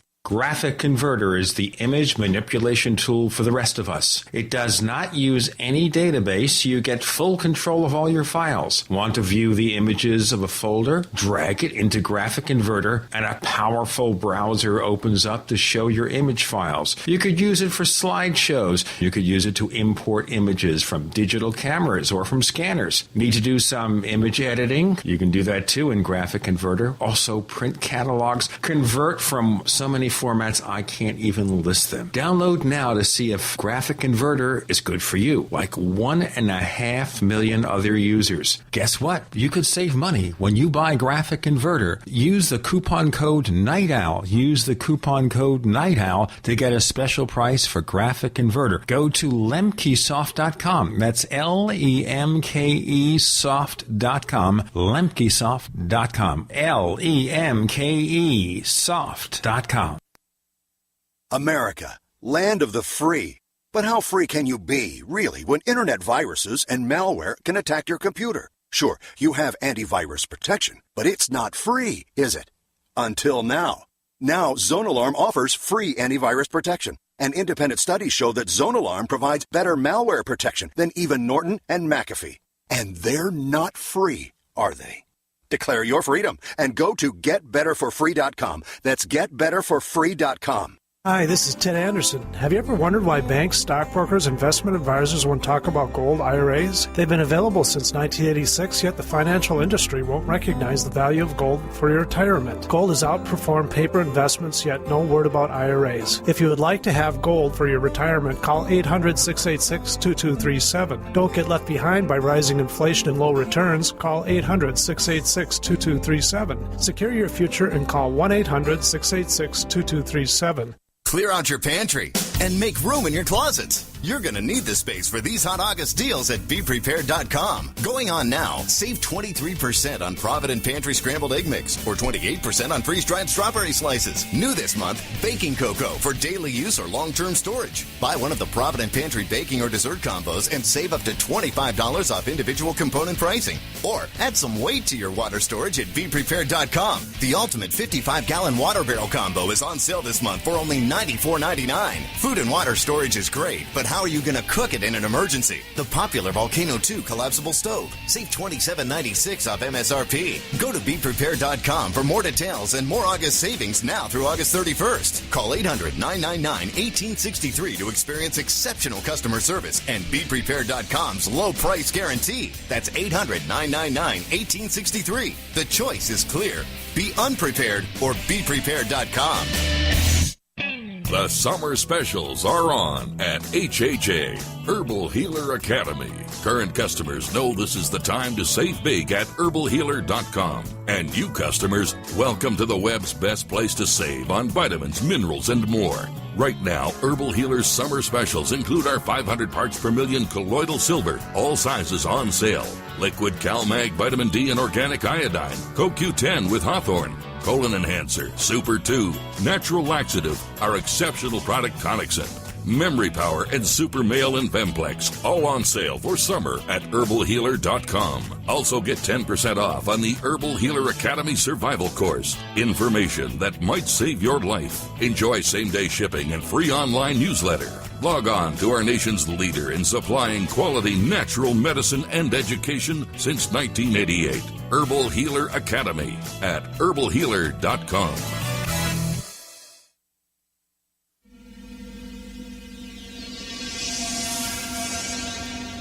This is Hilly Rose, and I hope that you do listen to the Paracast because you will learn a great deal about the paranormal.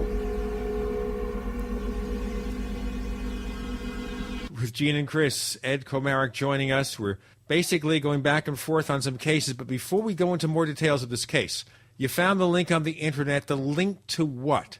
Is this a newspaper story? What is this report? What's it based on? This is a case that was investigated by Bill Nell and other All right, people. stop Bill Nell.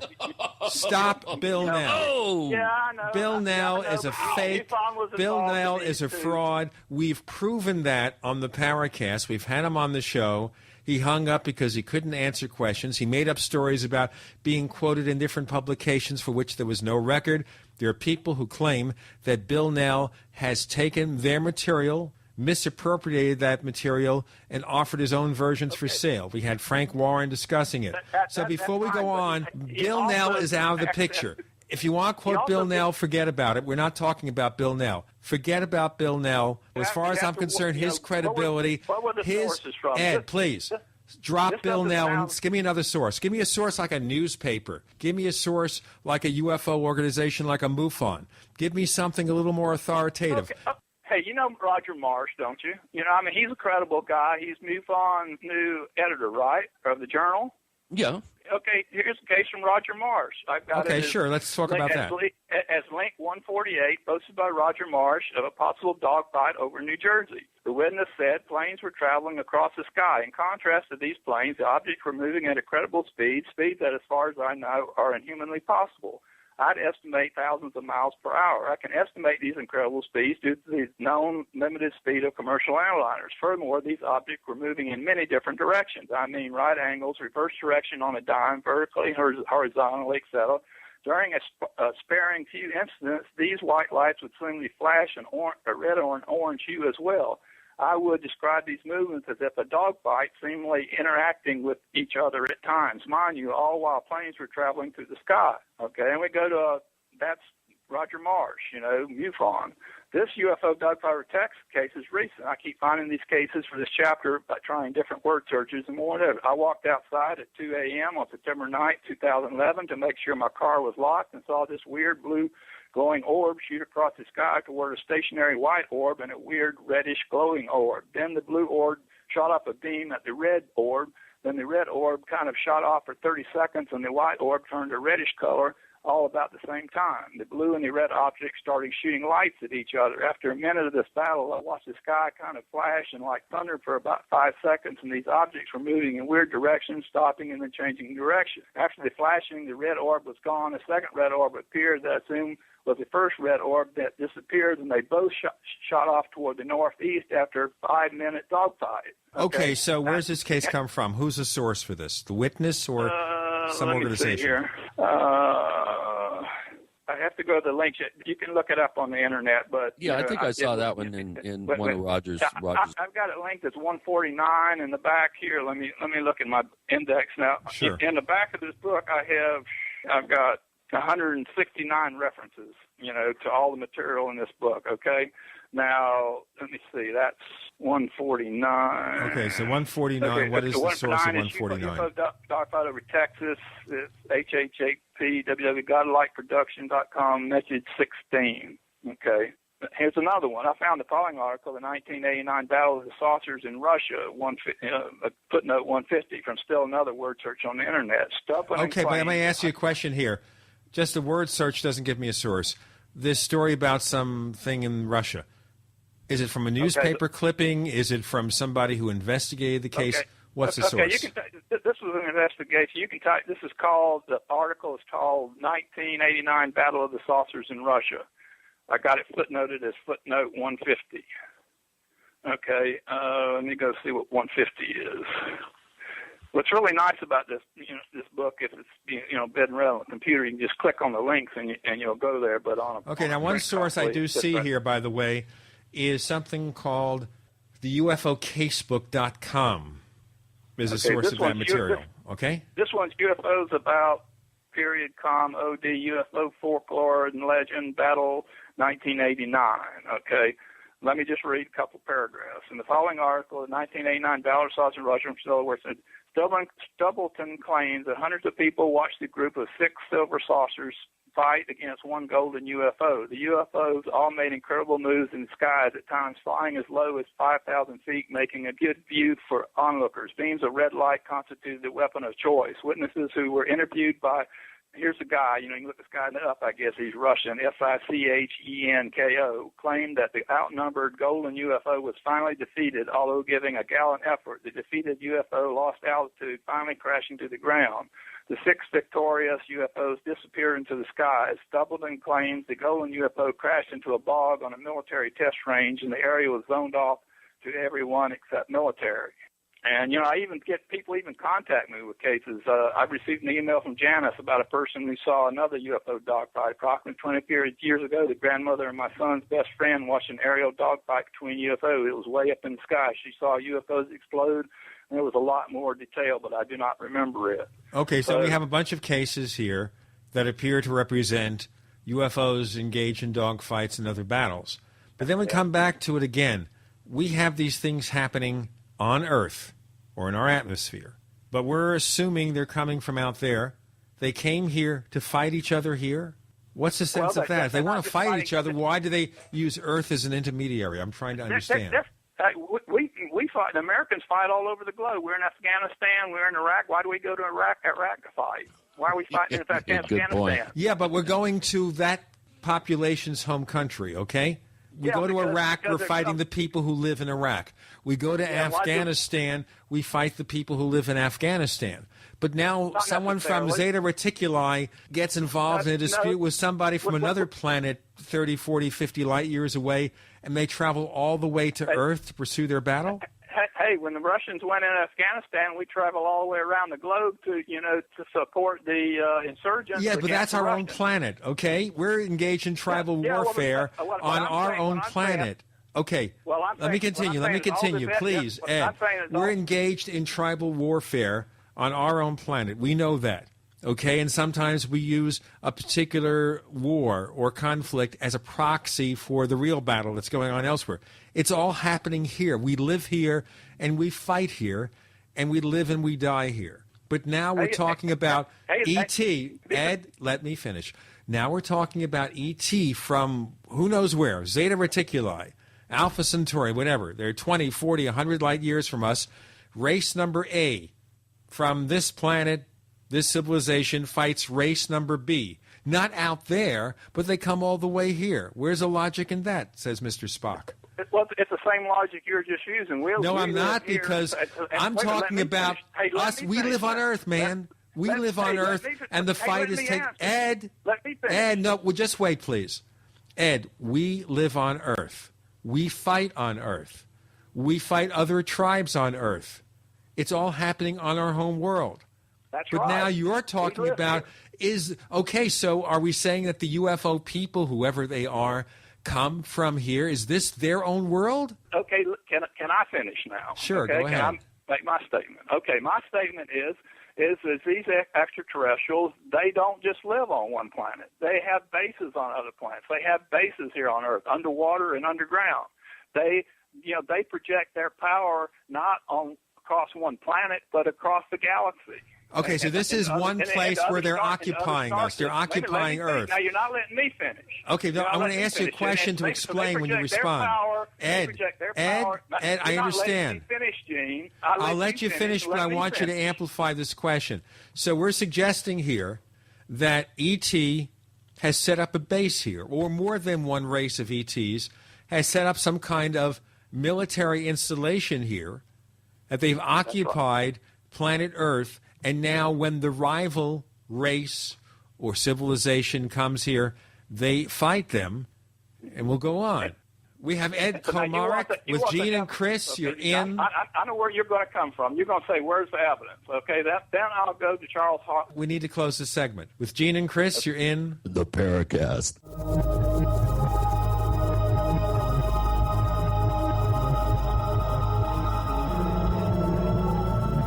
The GCN Radio Network, providing the world with hard-hitting talk radio. GCN. Great talk radio starts here. Whether it's personal mail, whether it's business email, you want reliable, dependable delivery, freedom from spam, freedom from viruses. Well, Polaris Mail offers professional email hosting services for your personal or small business use. Each account uses 25 gigabytes of storage, an easy-to-use webmail interface, and full mobile sync. Sign up today for a 30-day free trial at polarismail.com, polarismail.com. So here's what happened. I was placing an order online. The site went down. It just stopped responding. It took hours before it returned, but I'd already placed the order with another company. If your site goes down, you could lose business. And if you have a business or personal site, you'll want to know it's easy to run and it will stay online. At iWeb, your site is hosted on one of the most reliable networks in the world. Check it out. iWeb.com. That's iWeb.com. American gardeners and fellow patriots, make the right choice with your money, time, and your family food supply. Choose 100% pure heirloom seeds in the Survival Seed Vault from MyPatriotSupply.com. Why spend more? The Survival Seed Vault from MyPatriotSupply.com is only $37.95 and includes 20 varieties of pure, hardy, easy-to-grow heirloom seeds. Yes, only $37.95. That's 70% less than our competitors. You could buy 3 Survival Seed Vaults for less than one of theirs. The Survival Seed Vault from MyPatriotSupply.com includes detailed planting and seed-saving instructions and ships same day. Plus, all orders over $49 ship free. MyPatriotSupply.com is American-owned by patriots like you, passionate about freedom and preparedness. Call now, 866-229-0927. That's 866-229-0927. Or discover more emergency preparedness items when you order at MyPatriotSupply.com. Choose the original. Choose the Survival Seed Vault at MyPatriotSupply.com. Heart and Body Extract continues to receive positive testimonials from people who have experienced amazing results, like Reed. I just wanted to send you a quick but a very big thank you for Heart and Body Extract. I've been on the formula for nearly a month now, and the improvement in the circulation of my legs has been simply amazing. Reed was facing a tough choice. I was facing surgery due to the severity of the 100% blocked arteries in both my legs. And my decision, waiting for surgery, to say no and try Heart and Body Extract instead, has been thankfully the right decision. And the result? I can now walk up steps without noticeable pain. Order Heart and Body Extract at 866-295-5305. 888-295-5305 or hbextract.com. Heart and Body Extract for a long and healthy life. The food storage industry leader has done it again. Introducing FDG Clubs and Survival Bucks from the Freeze Dry Guy. For over 39 years, the Freeze Dry Guy has served various government agencies and the private sector with the finest in storable foods and emergency rations. If you've wanted to build emergency food supplies but couldn't afford it, now you can. Go to freezedryguy.com, click on products, and look for the Freeze Dry Guy Clubs to pay as you go. Now you can build food storage without going into debt. Choose from a payment range of $95 to $450 per month. Our clubs work with everyone's budget. Plus, when you join Freeze Dry Guy Clubs, you'll get additional rewards. For example, this month, get 10% back in Survival Bucks on all purchases in the Freeze Dry Guy product line, plus free shipping within the lower 48 states on any order amount. Hurry, go to freezedryguy.com or call 866-404-3663. That's freezedryguy.com or call 866-404-3663. The Freeze Dry Guy, the best you can buy.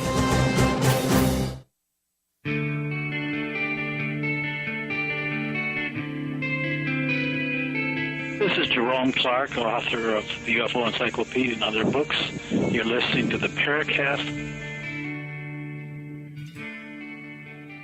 With Gene and Chris, you're in the Paracast, and we're basically engaging a hot discussion here with Ed Komarek, who says this is evidence that different races of ET are here in conflict with one another, or maybe it's a kind of loose cooperation that occasionally breaks out into open warfare. But you kind of think, if they're this advanced, Ed, advanced enough to come here, to visit us, 20, 30, 100 light years away, and this is where you get plenty of time to answer, and that is, wouldn't they have the power to pretty much destroy our planet if they engaged in open warfare with one of their own kind or a rival race? Well, once you understand that, as below, so above, it all starts to make sense, because basically what seems to be going on is other predator races like ourselves, are evolving and leave the planet, once we develop the technology, just like sailing ships, allowed us to travel across the oceans, which were at one time considered impassable. And then we took our conflicts and colonized all these other people all around the world. So what's going on, it's just on a much larger scale, where you have other types of predators evolving off of their planets and getting into fights and squabbles. I mean, you don't right off the bat, just because you got spacefaring technology doesn't necessarily make you a nice race. Means that you all of a sudden you found true love. You unconditional love. And there's resources, and there apparently, from all this evidence that that a lot of it, which I've got in this book, that the extraterrestrials, the neighborhood is quite populated by quite a few different races, and they don't necessarily get along all the time. And our situation is kind of like a third world country surrounded by superpowers. If one superpower, like the Russians, meddles in Afghanistan, then we stop them by supporting the insurgency. If we meddle in Afghanistan, then the Pakistanis and the Taliban undermine our activities there. So even a country as powerful as the United States can't cut it in Afghanistan right now. In fact, we're losing. It's because of these other countries and superpowers. The Russians, look at Syria. We're trying to support the revolution of Syria. The Russians are supporting the regime of Syria and whatever. So, we're kind of caught. Syria is kind of caught in the middle between superpowers. So a superpower just can't waltz over and take over a dinky little old country, because there's other superpowers that are going to countermand that. And so it seems like the exact same thing is just happening on a much larger scale. And that's why ETs fight here sometimes, because they got bases and they've got resources here and whatever, and interest. And if you want the evidence, then we get into my chapter called The Tall White Extraterrestrials. That's a good point. That maybe we should jump off of that, because I have an obvious question, which is, okay, if ET is visiting us, just visiting us, you wouldn't think they would care about conflict with someone else. But if they're using our planet as a base for whatever reason, they have a military interest in being here. They have a cultural interest in being here. If another race, a rival race, has a similar cultural interest, what is that interest? Why are they here? Why do we have a base in the Philippines? Why do we have a base in Japan? Project our power. This is the same thing. If we move to other planetary systems, we may even have a base on the moon right now. according to some of the testimony that I've got in the book, that Project Horizon was a 1962 Army report saying that it was essential that we have a base on the moon and occupy the high ground. And all of a sudden, everything went quiet. So we're essentially doing that same thing already. We've got a base, just outside the atmosphere now, that everybody knows about. But I'm also saying there's a secret space fleet that's much more advanced, but that's the whole other area. But let's go to some of the evidence. You want that, where am I deriving my assumptions from? So, and I think it's very important because, Ed, if we don't look at that, we won't understand your point of view or how good the evidence is. But I want to ask you a favor here. Because of the fact that we have limited time, which is why I keep pushing you with questions, not just to interrupt you, it's because we have to move along. If you spend 40 minutes on every piece of logic, we'll never get anywhere. So if you're going to mention this next chapter and the evidence, give us one case as an example, and then we can talk about it. Well, what you got to do is the Charles Hall case. Charles Hall was claimed to have been a weatherman, in which he's got plenty of evidence that he was, on Nellis Air Force Base, just up from Indian Springs in the valley up there. And he encountered the tall whites there in 1962 when he was a weatherman out on the ranges. And he says that they had a base there of about 300 individuals, because one time he saw them all outside of the base one time, whatever, so he assumed there were about 300 at the most. And they told him that base was a stopover for them traveling to other solar systems, and that they had to come by and repair their craft. Their craft is not advanced as some of these extraterrestrials. They don't warp space and time and can appear and disappear instantly somewhere else in the galaxy or something. They travel much faster than the speed of light, in which he describes all this and whatever. But they've got that base in which Nellis was created around it. And he also said there's a gray base also there at Area 55, wherever that is. We all know where Area 51 is. So right in that area of Nellis, that Nellis surrounds now, apparently are two different bases, according to Charles Hall. Now, I got so interested in this case because there were people like Tom Fox who've seen these tall whites float down from from Wheeler Pass down to Indian Springs, and also in Las Vegas and some of the gambling casinos, because they like to get out of the base, and they look enough like us with a little bit of disguise. They look like albinos. In fact, Cherry Hinkle ran into one playing some kind of a really sophisticated game, and she just thought it was an albino. He was really tall, and he had I think he had blue eyes and kind of whitish hair, and he was surrounded by 5 really mean-looking Nellis security guards. And I've got enough other cases that I feel that have filled me in, seem to have confirmed parts of Charles' story, that I went out there myself and found another 2 or 3 cases involved here. So I'm willing to go out on a limb on Charles Hall and his experiences, because we got a lot of backup. But this is what I'm talking about. What I've tried to do in this book is so much information of my 40 years of experience. I'm trying to pull it together in some kind of a concise, way that makes sense, and that's why I started off the way I did with Evolution of Other Worlds, and I work all the way to, ATs fighting and this kind of stuff. But well, what are they fighting over? What is all this research and correlation? So I mean, what do you think is the conflict? They're not fighting all the time now. Like Charles Hall said that the tall whites and the grays don't get along, and if a gray gets too close to their children or whatever, they'd kill them in a heartbeat. And these tall whites are pretty tough people, from what Charles Hall is saying, and so people got killed in those early days, in the early 60s, while they were acclimating to them. The military was, just started getting involved with them at that time. But that's apparently why they put Nellis, where it is today, is around these 2 bases, and then they proceeded to interact. According to Charles Hall, the military started getting involved with technological transfer programs with the tall whites. In fact, he was in one of their shuttles, and inside of one of the shuttles that the tall whites were using, they saw stamps on those seats and stuff from our major aerospace companies and whatever. And so they were willing to exchange some technology, but not their deep space technology, but just shuttle technology that could take you to the moon or Mars or whatever, but not into deep space. But in order to get resources, and like Charles said, the laws of economics just don't get thrown out the windows, because you can travel in space. It's a lot cheaper for them to get resources and trade for resources for us through the military and whatever, for them to ship it into their base. So that's what they're doing there. So they're a contingent that's not that involved with us. They just have a base here that's a stopover point, whereas the Grays are much more involved. They seem to be abducting people and running genetic experiments on people, trying to create hybrids between themselves and us and whatever. So you've got a completely different situation there. I'll tell you something here. As you probably know, the subject of UFO abductions and possible genetic experiments is highly debatable in the field. There are different points of view about that.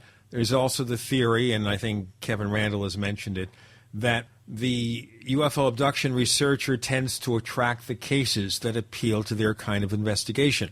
We also have other possibilities for why people may experience abductions, which are not necessarily related to physical capture or kidnapping by entities or beings from another world. There are other explanations here, but you're making the assumption here, for the sake of this argument and the sake of this book, because we don't have time to sit here and talk about abductions all day, you're making the assumption here that a lot of these cases represent real encounters with the Greys, that the Greys are not very friendly people, that they have all sorts of evil things in mind, that they take people from out of their bedrooms and they do genetic experiments. They just think of us as property. I mean, that's just the way they are. Okay, they don't respect the human species as being independent and free. They feel they can just kidnap us, take us aboard their ship in the middle of the night, and then engage in genetic experiments for whatever reason. Let's get into more of this in a moment. We have Ed Komarek with Gene and Chris. You're in the Paracast.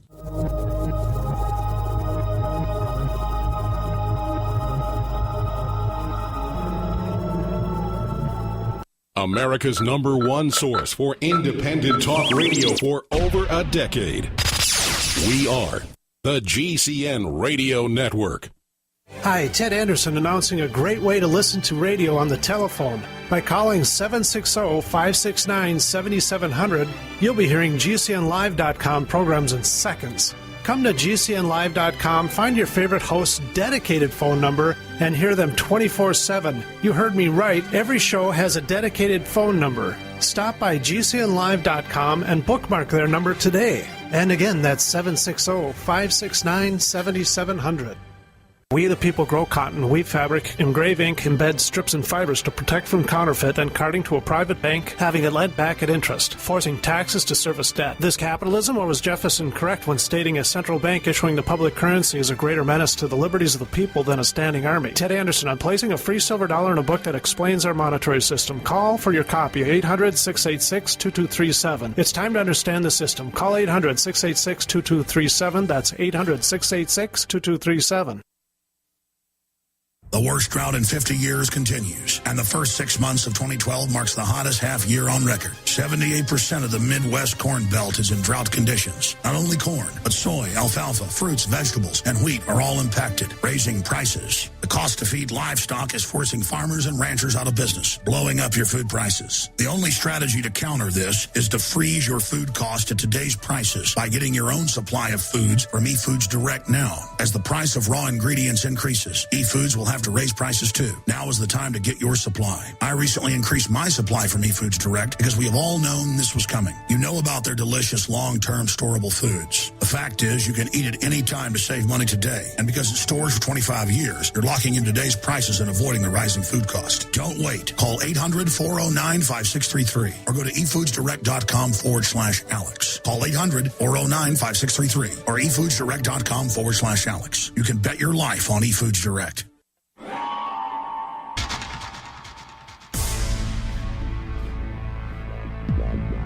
Welcome back to the Paracast, the gold standard of paranormal radio. And now, here's Gene Steinberg. So briefly with UFO abductions, the Greys being the worst offenders. Now, I painted a scenario, and I wouldn't presume to know the real one, Ed. What is your opinion? Do you think they're evil, unconcerned, or this is just the way they are? They're just predatory. I mean, we ourselves prey on each other. How many millions of people are dying every year, in these wars or whatever. We're involved in predator-prey relationships amongst ourselves. The Greys have an agenda, and they're executing on it. And like Charles Hall said, he says you just can't say no to a Grey. Okay, but the question would be then, how do we know what their agenda is? By nature of their acts or the nature of our interpretation of their acts? And how do we assume that all the cases or a substantial number of cases of abductions that are said to involve grays are really abductions and not some kind of sleep paralysis or other case of something that's psychological? Well, you have to sort through that, of course. My guess is maybe a quarter of all the abduction cases reported, are real abduction cases. The other ones, can be attributed to other things. People's imagination can run wild. They can, have dreams. But I've seen enough evidence, and then I correlate it with, people that seem to be very credible and that his stories are being backed up by other people, like Charles Hall, who said that he has met the Greys. He met one out in the desert, and it was real scary. It scared him, and he said he had met the Greys at their base, the Area 51, and their children. He said the children were okay, but Greys were just like us. Some, were mean, and some were nice types. And this is what I get into another chapter called the Gray Extraterrestrial Collective, in which I make the case that we have the Gray Extraterrestrial Collective in conflict with a human megapopulation of humans of varying sizes, with some looking almost like us and some looking quite different, some kind of in the middle, like the tall whites or whatever. On the one hand, we have the Greys. On the other hand, we have more human-like ETs, and they don't much like each other? Well, it's complicated because you have these megapopulations, and some people like Carol Rosen, who had an experience that I can't talk about, said that it had a very beneficial, interaction with a Gray. Who is Carol Rosen? Explain to our listeners. Carol Rosen used to work, I think, at one time with Werner von Braun. I'm not sure just when it was, back in maybe in the 70s. Sure. Or early or whatever.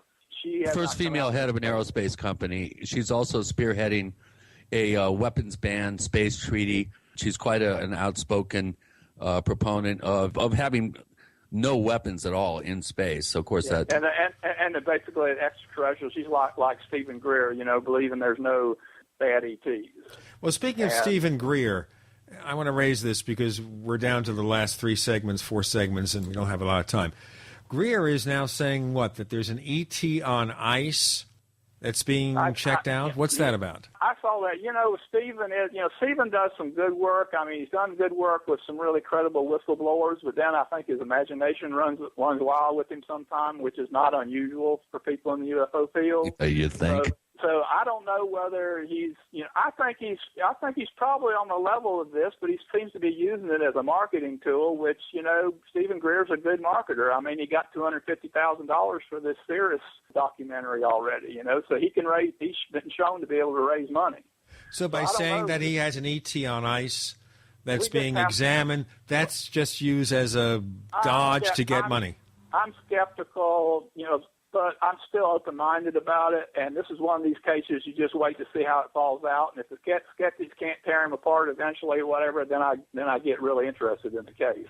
Of course, part of the problem has been, Ed, and this is the big issue with the UFOs, is that over 60 years, lots of people have claimed to have evidence, final evidence, proof of something, and most of the time they come up with very little or nothing, and part of the problem with the entire field, which is a larger question than the specifics about individual cases, is that we have 1,001 different interpretations of the evidence, and your interpretation is probably as good as any.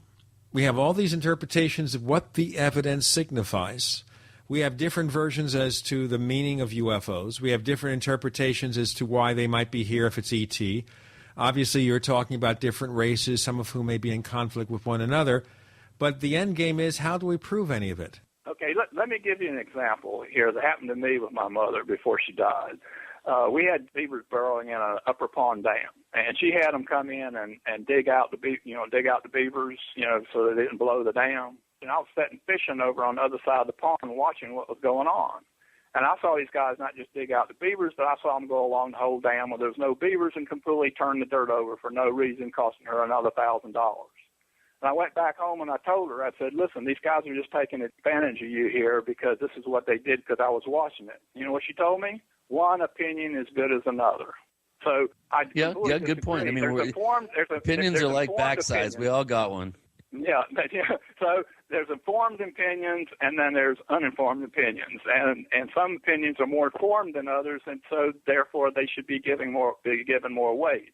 And so that's what I'm saying in this book. I'm providing the basis in this book on which my speculations or my opinions are based, and people can read the book and then they can take it or leave it. And I think they'll like it, and I think it'll shake up some people because they haven't realized there's so much evidence there. It's obscured by all the trash and excessive speculation and frauds and scammers and everything else. And so it keeps us in the UFO community in a kind of a ghetto where, like you say, we don't get any farther. We're stuck in this situation. And what I'm saying in this book, that this isn't just happening unintentionally. It's being done to us by high-level perception management programs that go all the way up through the CIA, NSA, all the way up to the Bilderbergers, to this core group of the Bilderbergers that have been doing and marginalizing us by control of mass media as well as the national security apparatus of countries, in which I give some evidence of that, of this German baron that was briefed by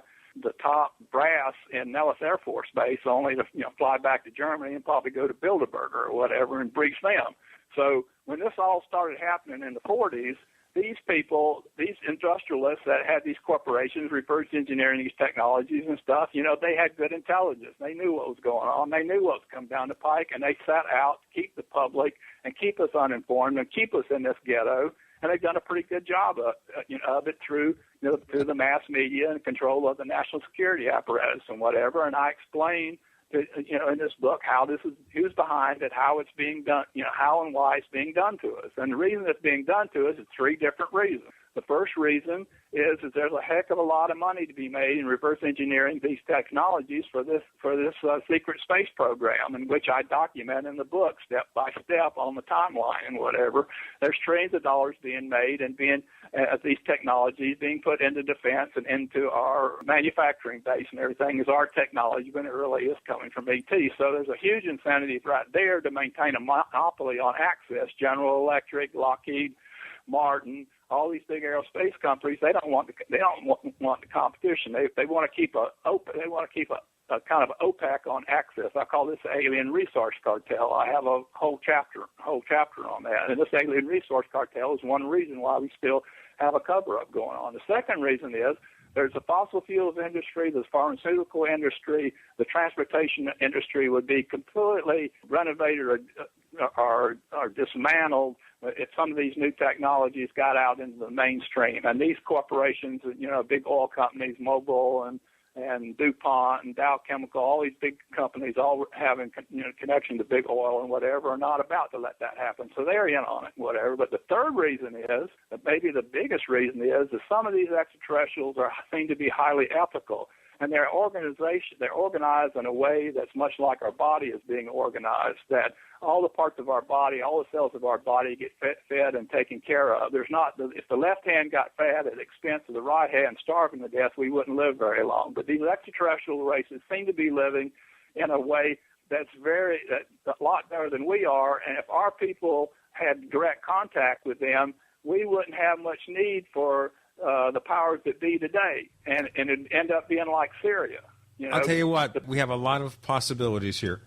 And I do agree with you about one thing, which is if ET is real and there was evidence of possible disclosure, there are reasons why the energy industry wouldn't like it very much. A lot of other industries, too. We have Ed Komarek with Gene and Chris. You're in the Paracast.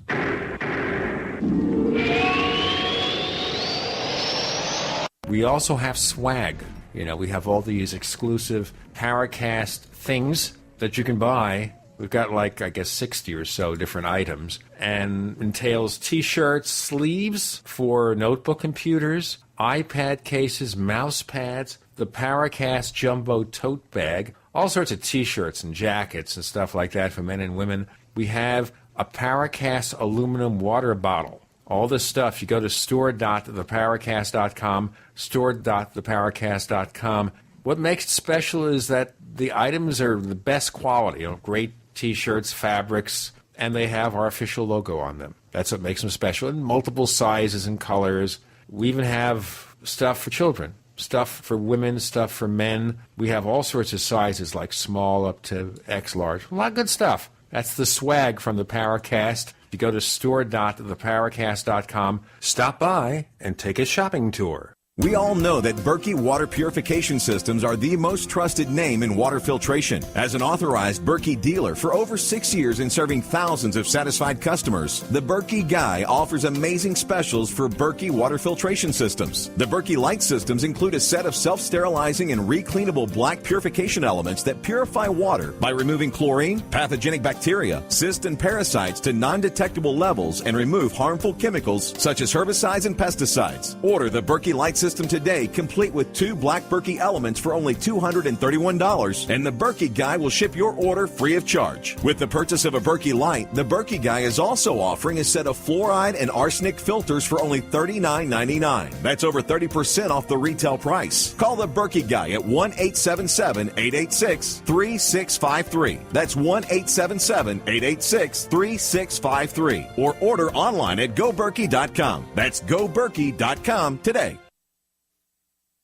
We've all heard the phrase, don't judge a book by its cover. A wise saying for sure. Now apply that wisdom to nutrition. Don't judge milk by the animal. Camel milk, the best kept health secret ever. See for yourself at camelmilkforsale.com and look for the Summer Camel Milk Special. Loaded with health benefits far superior to other milk, camel milk has antibacterial, antiviral, and anti-tumor properties, is rich in B vitamins, and is 3 times higher in vitamin C than cow's milk. 10 times higher in iron. Plus, it contains 52 units of insulin-like proteins per liter, effectively lowering blood sugar levels. Many of our members testified that drinking camel milk reversed diabetes and greatly improved autism. Camel milk comes fresh or frozen from your trusted local family farm, shipped on dry ice to preserve freshness. Go to camelmilkforsale.com now and look under products and pricing for the summer special with free bonus pints. That's camelmilkforsale.com.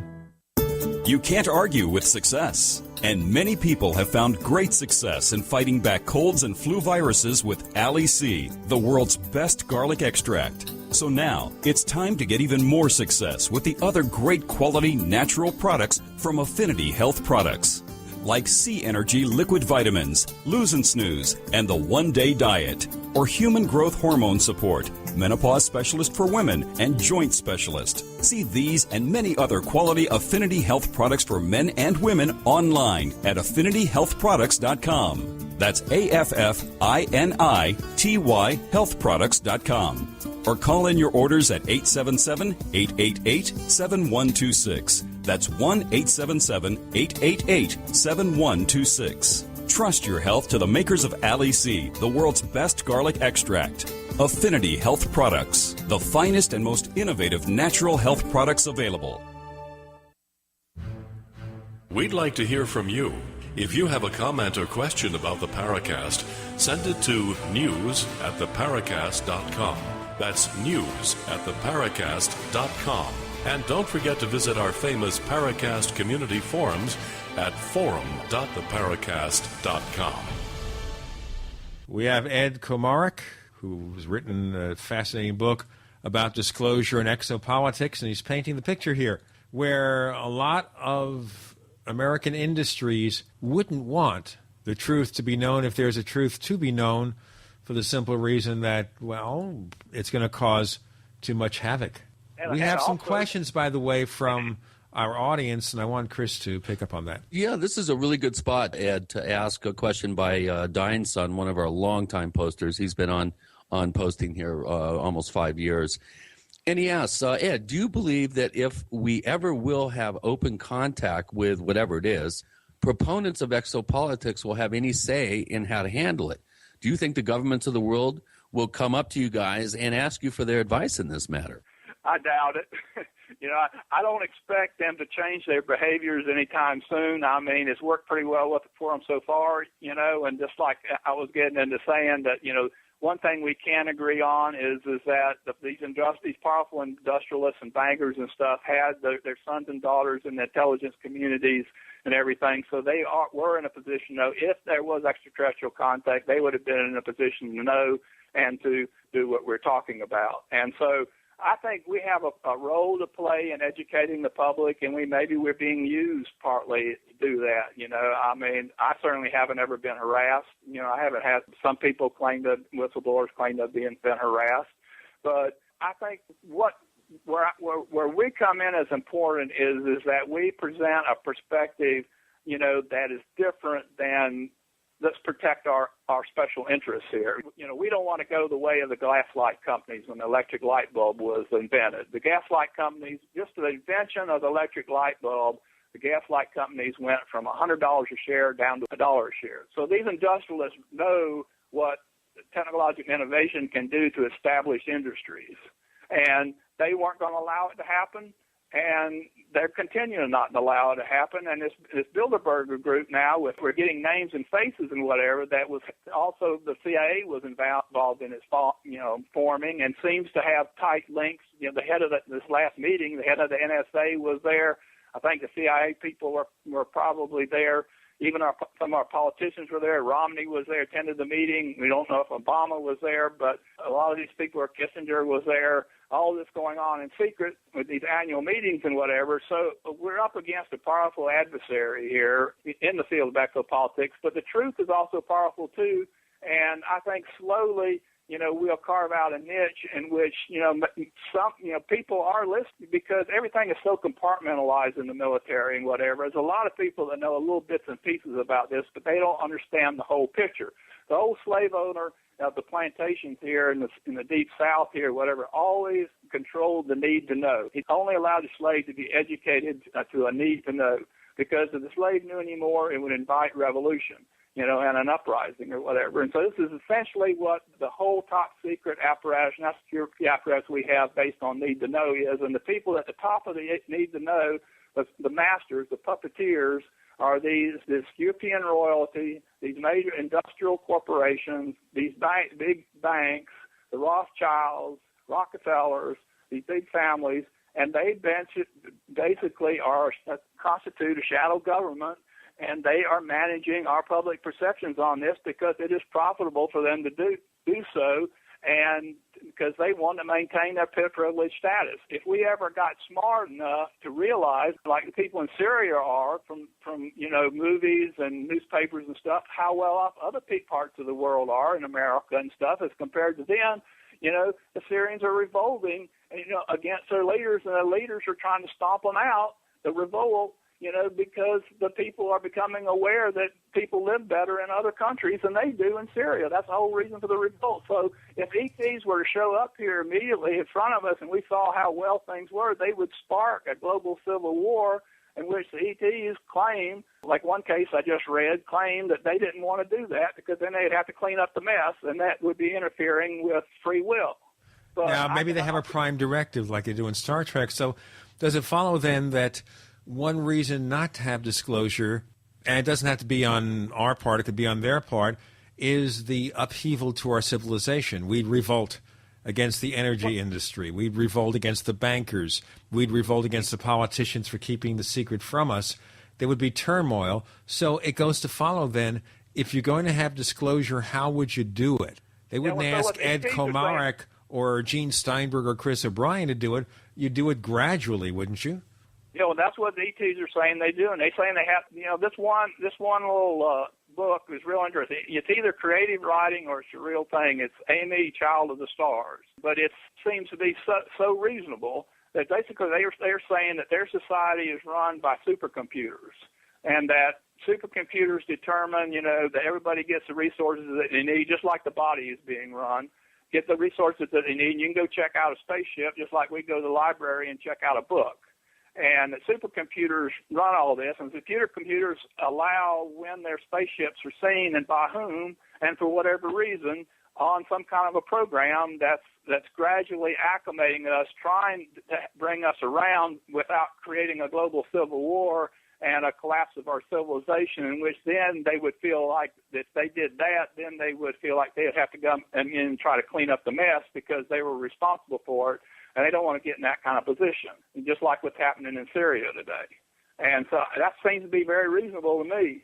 and to make sense of, what we're going through. And unfortunately, we got these privileged classes, these people in these privileged classes who really rather be the top dog on the top on the dung heap than to eat at a grand feast as equals with all the rest of it. And, I would much rather eat as equals at a grand feast than be the top dog on the top of the dung heap. But these elitists, these Rockefellers and these Rothschilds and all these, and these kings and queens in Europe and whatever, want to maintain their privileged position, on top of the dung heap. And that's not reasonable. It doesn't make sense at all to me. You would think that they would be willing to sacrifice their privileged position for something that's much better. But, maybe that's part of what we're trying to do, is trying to educate them too. They're too selfish for that. They want to cut their taxes to 0%. They want to double their income even though they have no earthly purpose for using all that money.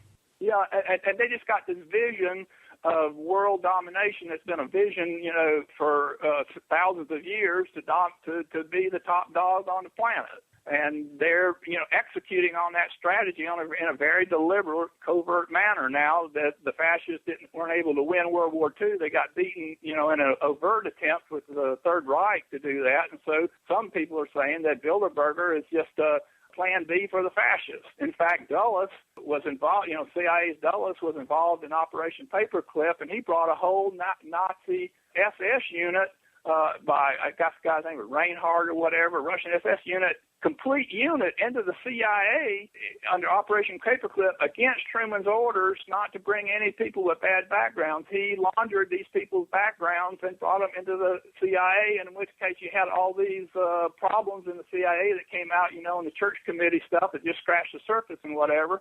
And my contention is I think the CIA is basically operating as an enforcement arm of the Bilderbergers. We got to do the break here, Ed. We'll continue with this in the other end. With Gene and Chris, you're in the Paracast.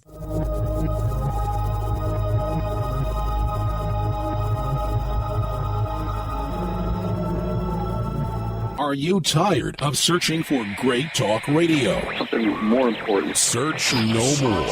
We are the GCN Radio Network. Graphic Converter is the image manipulation tool for the rest of us. It does not use any database. You get full control of all your files. Want to view the images of a folder? Drag it into Graphic Converter, and a powerful browser opens up to show your image files. You could use it for slideshows. You could use it to import images from digital cameras or from scanners. Need to do some image editing? You can do that too in Graphic Converter. Also print catalogs. Convert from so many formats I can't even list them. Download now to see if Graphic Converter is good for you, like 1.5 million other users. Guess what? You could save money when you buy Graphic Converter. Use the coupon code NIGHTOWL. Use the coupon code NIGHTOWL to get a special price for Graphic Converter. Go to lemkesoft.com. That's LEMKE soft.com. lemkesoft.com. LEMKE soft.com. Now at DeseretFoodStore.com, sign up for a 1-month supply of delicious food for only $99 with free shipping. That's right, only $99. Gourmet restaurant-style meals with a 30-year shelf life. Packaged in heavy-duty Mylar bags for easy transport and freshness. Meals like stroganoff, lasagna, teriyaki, 5-bean chili, granola pancakes, and much more. Visit DeseretFoodStore.com, spelled DESERET Foodstore.com, or call 801-444-1444. Food for now, food for life. In a coming-apart world, you need something to keep it tied together. That something is Atwood Rope, the highest quality rope made in the USA, from exotic braids for military, rescue, arborists, shipyards, tow line, or boating. Quality rope at affordable prices you and your customers can depend on. Find a dealer or shop online at atwoodrope.net. Enter promo code RADIO to receive 100 feet of 550 paracord free with purchase. Atwood Rope, working to keep the world tied together. My name's Bruno. I'm 52 years old. I've tried different protein powders over the years, and they've all tasted pretty bad. I tried One World Whey and found it to be delicious. After 10 weeks on One World Whey, my wife commented, "You have more muscles and you're leaner than when you were 20 years old." My body has changed dramatically. I'm a cyclist. Normally I'll ride 2 days on and take 2 days off. After being on One World Whey, I rode 10 days in a row in over 100-degree heat, and then I take another 2 servings of One World Whey, and then work out at the gym for another hour and a half. I just couldn't believe these results. My normal muscle tightness and soreness after working out are virtually gone. Don't take my word for it. One World Whey comes in single servings. Just give it a try. For a health and taste sensation you'll love, call 888-988-3325. That's 888-988-3325. That's 888-988-3325. Or visit oneworldway.com. That's oneworld.com.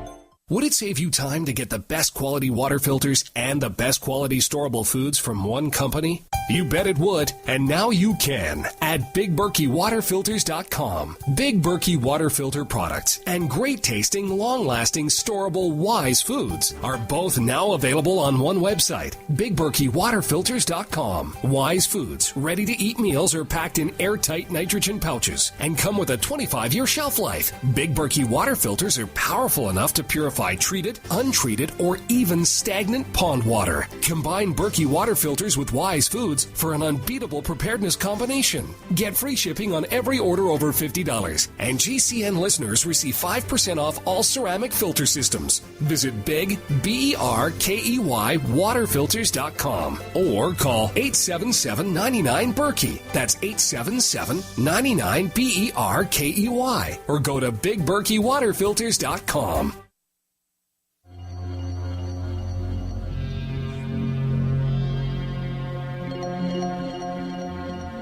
Hi, my name is Richard Dolan. You're listening to the Paracast.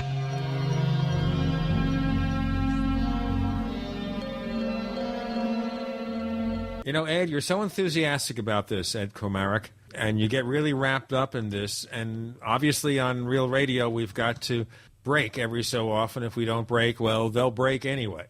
It's all computerized. It's run by a computerized management system that directs our every movement, our every breath. Okay. But I think in the end, if there is the disclosure everyone wants, and this is a question, I guess I didn't really pick up an answer from you, they're not going to come to you or me or Chris. We're going to be irrelevant. So I think the question is disclosure on whose terms? Our terms or their terms? Is it going to be on Bilderberger's terms or our terms? If it's going to be on Bilderberger's terms, what they're probably going to do, and they seem to be building up for that already, with this false flag alien invasion scenario in which they're promoting all these movies where aliens are shooting up our cities. Well, that's called, preemptive. I don't know what they call it. You build up so when they actually do something like that, it doesn't surprise people. So if it's on their terms, here's what's going to happen.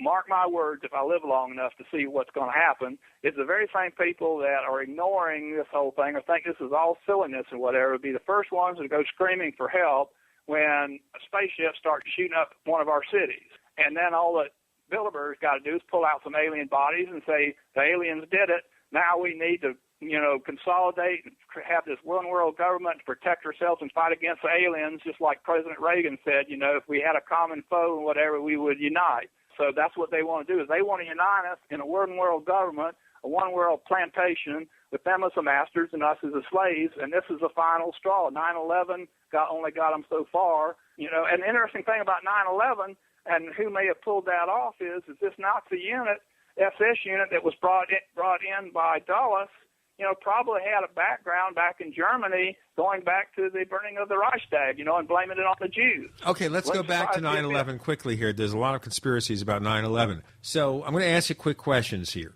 And we don't have the time for you to go on with an answer, but just give the basics. Okay, so we assume 9/11 may have been an inside job. Is that your assumption? Well, the evidence that I've seen, one is a thermite in those samples that were taken and researched in several different labs. Another thing is the third building that went down wasn't hit by an airplane. What happened there?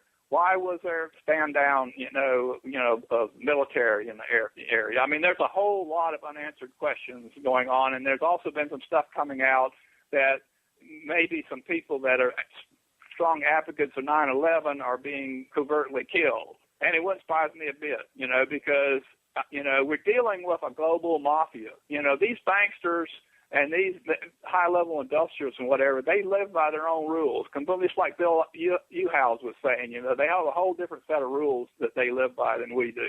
And this is their vision. They want this Orwellian New World Order. I mean, they're very, as much for that, I guess, as I am for stopping it. Let me ask you a question here, though. Now, some people can say, well, the Republicans are closer to the New World Order because the richer businessmen are involved. But the Democrats are also taking their money from the same banksters, the same evil people.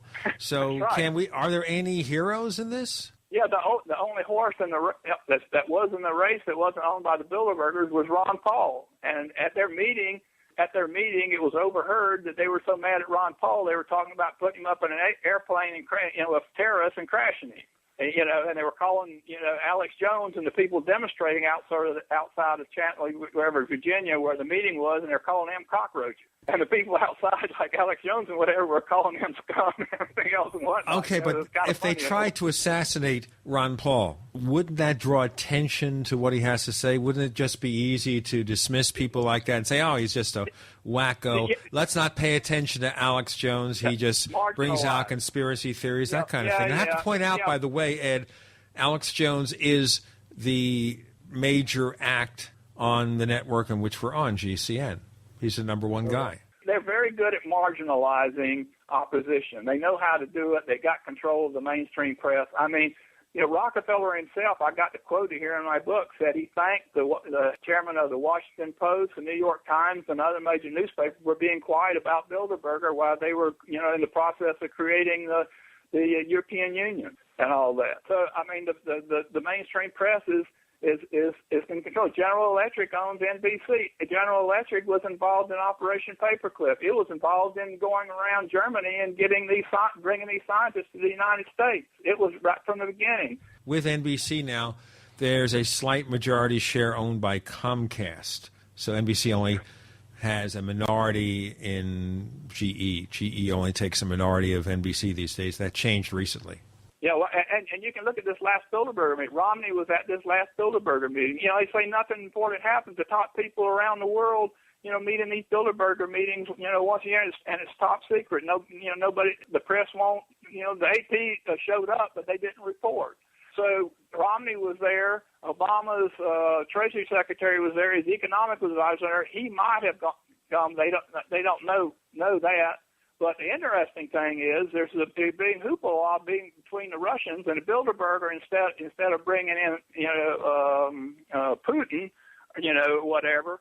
They have two of his people opposing him. You're saying they're Putin. Supporting there Vladimir. You're talking about Vladimir, aren't we? Yeah, Vladimir Putin kicked out the Rothschilds out of Russia here not too long ago, whatever. He understands what's going on. The Bilderbergers, the Russian Today is reported on the Bilderberger meetings, and Bilderberger is supporting Putin's opposition, in Russia now, and so so that's actually to our benefit, us little people, because the Russians and the Chinese aren't necessarily want to go with the Bilderbergers and have the Bilderbergers control them, be over them. There seems to be a lot of division between these oligarchs around the world, between the oligarchs in Russia and oligarchs in China.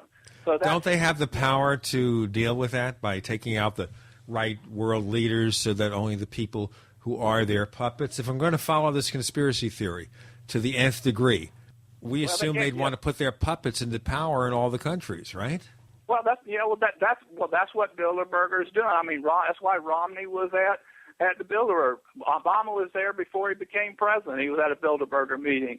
Hillary Clinton, got fined for being at a Bilderberger meeting. It's against the Logan Act for some of these people, like the head of the Department of Defense was there last year at the last meeting, which was illegal against the Logan Act.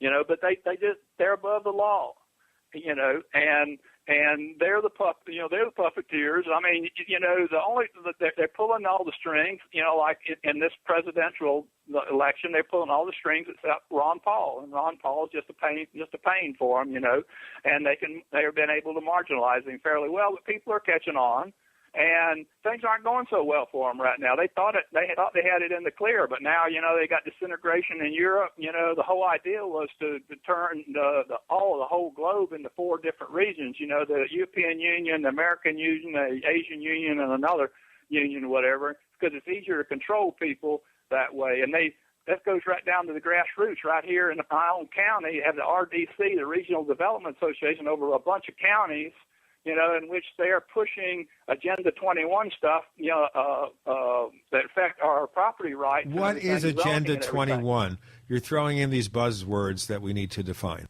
Okay, the way that Bilderberger operates, it has a what they call it, a steering committee, and we got the names of the steering committee. And the steering committee then orders these other committees, and they come up with these ideas. And Agenda 21 was brought up in Rio, and they decided to execute on that through the UN, through NGOs and whatever, in which they want to use economic and environmentalism as a way to take away people's private property rights and liberties right down to the grassroots. And they run this right down to the Chamber of Commerce that gets county commissioners and stuff to vote on this stuff and whatever, where I've got to have, in order to build a house, I've got to have 5 different permits. Okay, we also talk about eminent domain, where you can basically take someone's property for the greater good, and that's very controversial in a lot of jurisdictions. So take it or leave it, neighbors. We have conspiracies, maybe opinions are a dime a dozen, but maybe there's more to think about. Ed Komarek joining Gene and Chris in the Paracast.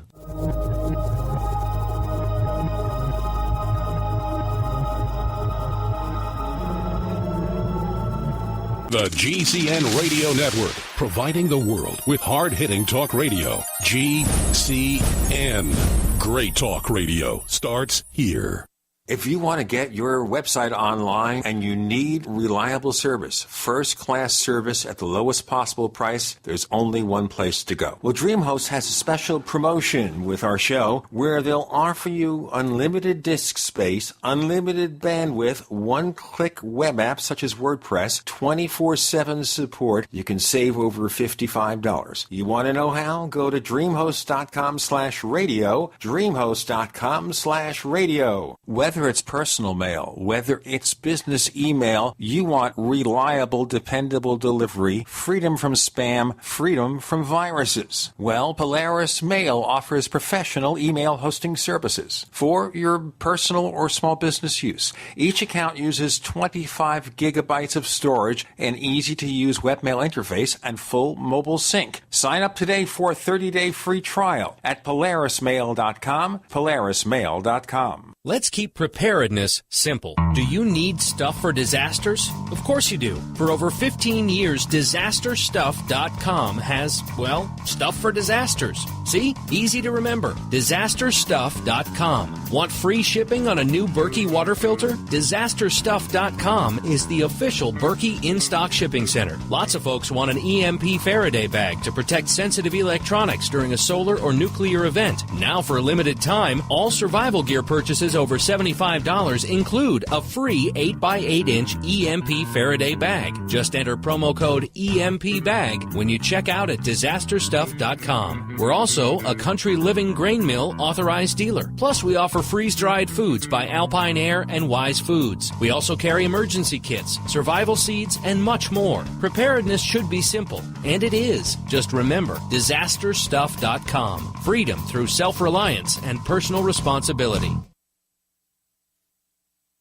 Clear out your pantry and make room in your closets. You're going to need the space for these hot August deals at BePrepared.com. Going on now, save 23% on Provident Pantry Scrambled Egg Mix or 28% on freeze-dried strawberry slices. New this month, baking cocoa for daily use or long-term storage. Buy one of the Provident Pantry baking or dessert combos and save up to $25 off individual component pricing. Or add some weight to your water storage at BePrepared.com. The ultimate 55-gallon water barrel combo is on sale this month for only $94.99. Food and water storage is great, but how are you going to cook it in an emergency? The popular Volcano 2 collapsible stove. Save $27.96 off MSRP. Go to BePrepared.com for more details and more August savings now through August 31st. Call 800-999-1863 to experience exceptional customer service and BePrepared.com's low price guarantee. That's 800-999-1863. The choice is clear.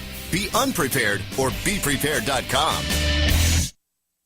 Hello? Congratulations. For what? For losing all that weight. How'd you do it so fast? ASAP. ASAP what? What's that mean? Are you ready to get as skinny as possible, as soon as possible, as simple as possible, and as sexy as possible? I'm listening. Then get with the ASAP program. It's real and it works. No smooth talk, no slick advertising, and no exaggerated claims of success. I've got to know more. Welcome to ASAP, as slim as possible. Whether you have 10, 20, or 50 pounds to lose, ASAP is your weight loss answer. ASAP targets the abnormal fat reserves and makes them available to be burned as fuel and contains no caffeine or hormones. Order ASAP at wholesale prices or join the team to share the business with others. Visit GCNteam.com or call 877-878-4203. GCNteam.com or call 877-878-4203. Lose weight and look great with ASAP, as slim as possible.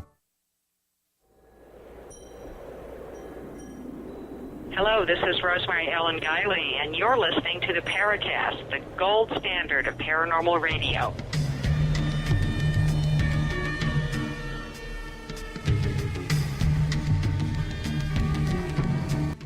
Wow, this has been quite a fascinating episode with Ed Komarek. We've had a little dust-up with him, but these are very serious discussions, and certainly I wanted to make sure we hold his feet to the fire to answer all the questions. It's very complicated. And it's also, we have time considerations, and we couldn't have you just go on for 45 minutes with a single case. Gene, you've noticed that Ed has, he's got asbestos socks on, so his feet are still nice and rosy. Okay, so we haven't really put his feet to the fire. We've made them a little bit warm. Okay, now we have only a short time left, Ed, so I want to try to focus on Endgame here. It sounds pretty hopeless to me. You know, we've got the New World Order taking more and more control. Maybe we have chinks in the armor, I don't know. We have the space people or more than one space person. Would it be possible, if they care, for E.T. to come on down here and take the bull by the horns and do something about it? Or maybe they don't care. Who are you talking about now? I'm talking about E.T. Oh, the ET, again, it's complicated because you have ETs of different kinds of agendas. It looks like according to David Jacobs, and people that, they believe that, basically the Greys are infiltrating into our society, into our elite, into the Bilderbergers and whatever, and using them to build a control structure that the Greys can then control. Okay, so it's a gradual takeover. It's not like in the movie Independence Day where E.T. comes down here and they kill everybody. It is they take gradual control of all the infrastructure of society for their own purposes, and soon you wake up one day and the Greys are the management, and you are the slaves. That's the whole thing. It's like SETI. SETI says, don't look in your own backyard, that there's ETs here. Look way out there in space somewhere. Same way, this whole idea of a false flag is take attention away from ETs subverting our society, and our power structure here, to them outside shooting at us. They don't have to come in and shoot at us. The problem is the Greys don't seem to be, all that strong here either, and so they're trying to take over, whereas some of the human mega population, is subverting that. So it seems like these two big mega populations, extend out into our galaxy and out into the universe, God knows how far, and we're kind of on a edge between where these two mega populations are rubbing against each other. Yeah, but you kind of think here that they have to be far enough advanced in their technology that if they wanted to force the issue, they could take us over rather easily. They wouldn't have to depend on all these shenanigans. I mean, if you're hundreds or thousands of years farther in advance of us, they have to have weapons that can do all sorts of nasty things.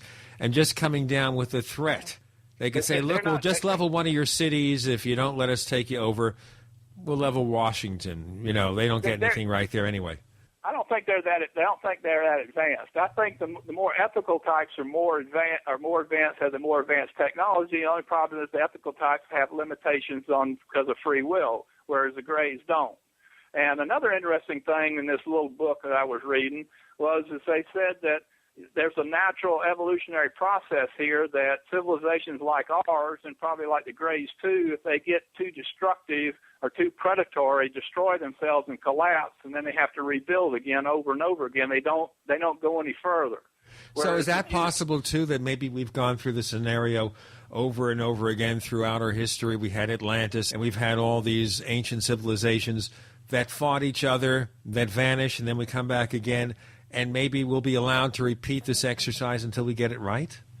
Yeah, that's what they're saying, and they say it's best that way, because if they did help us before we were ready, then we could become a threat to them. But this way, a natural evolutionary process, we take our own selves down before we get to a technological state that becomes a threat to them. So they're pretty safe where they are, because it takes a certain amount of love, compassion, understanding amongst people in order to reach the state of evolution. And they say that, and they use it in the terms of measures. I think it was the measures above 7 of people, where you could rise to a more advanced civilization. But if you're down around a 3 or a 4, like most of the society is 5, the chances are you can very well collapse back, and that's not a bad thing. That's just a natural process until we reach the point where we're ready and we have enough good people in the society to make a better society happen, just like what happens with our bodies. You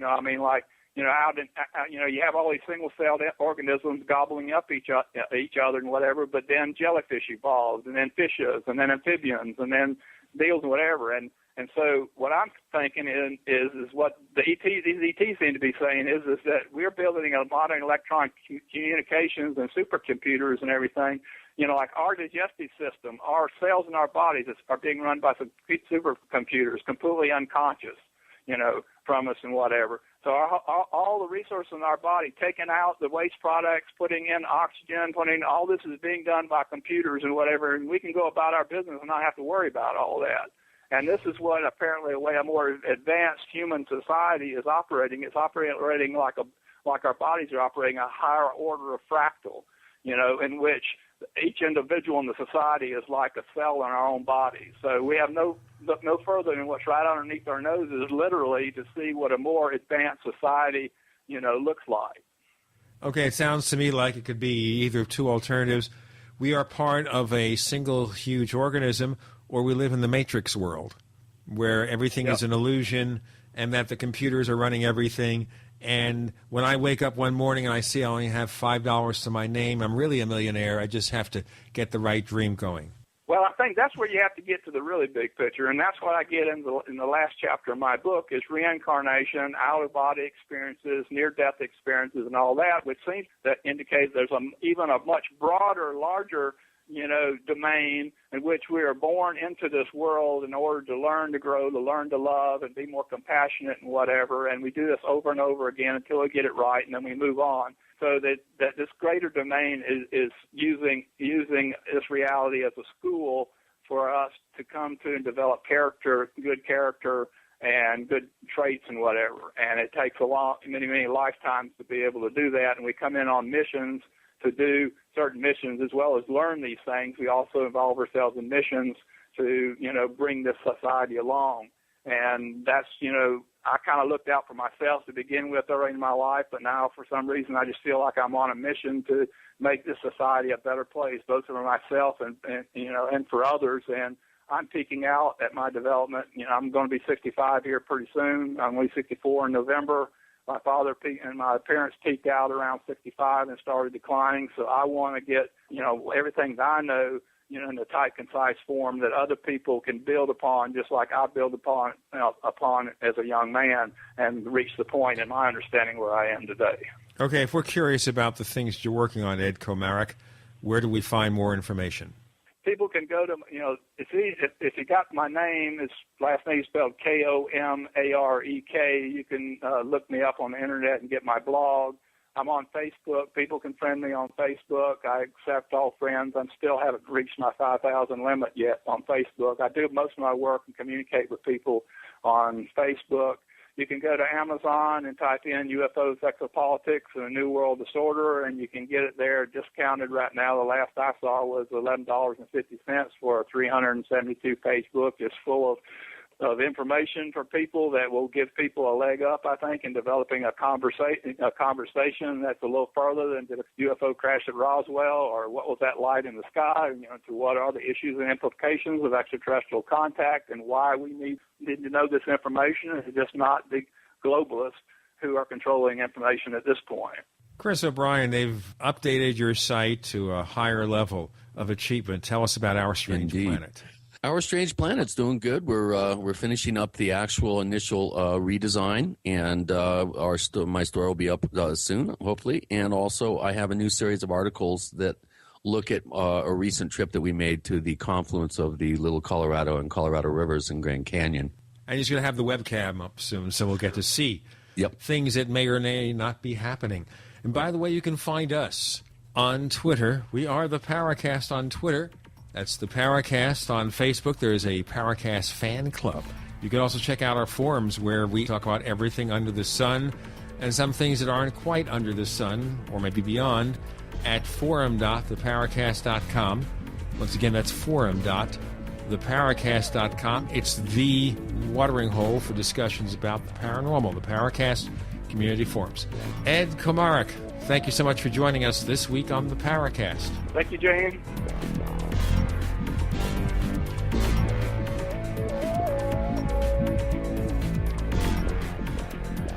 The Paracast, featuring Gene Steinberg and Christopher O'Brien, is a copyrighted presentation of Making the Impossible, Incorporated. Tune in next week for a new adventure in The Paracast.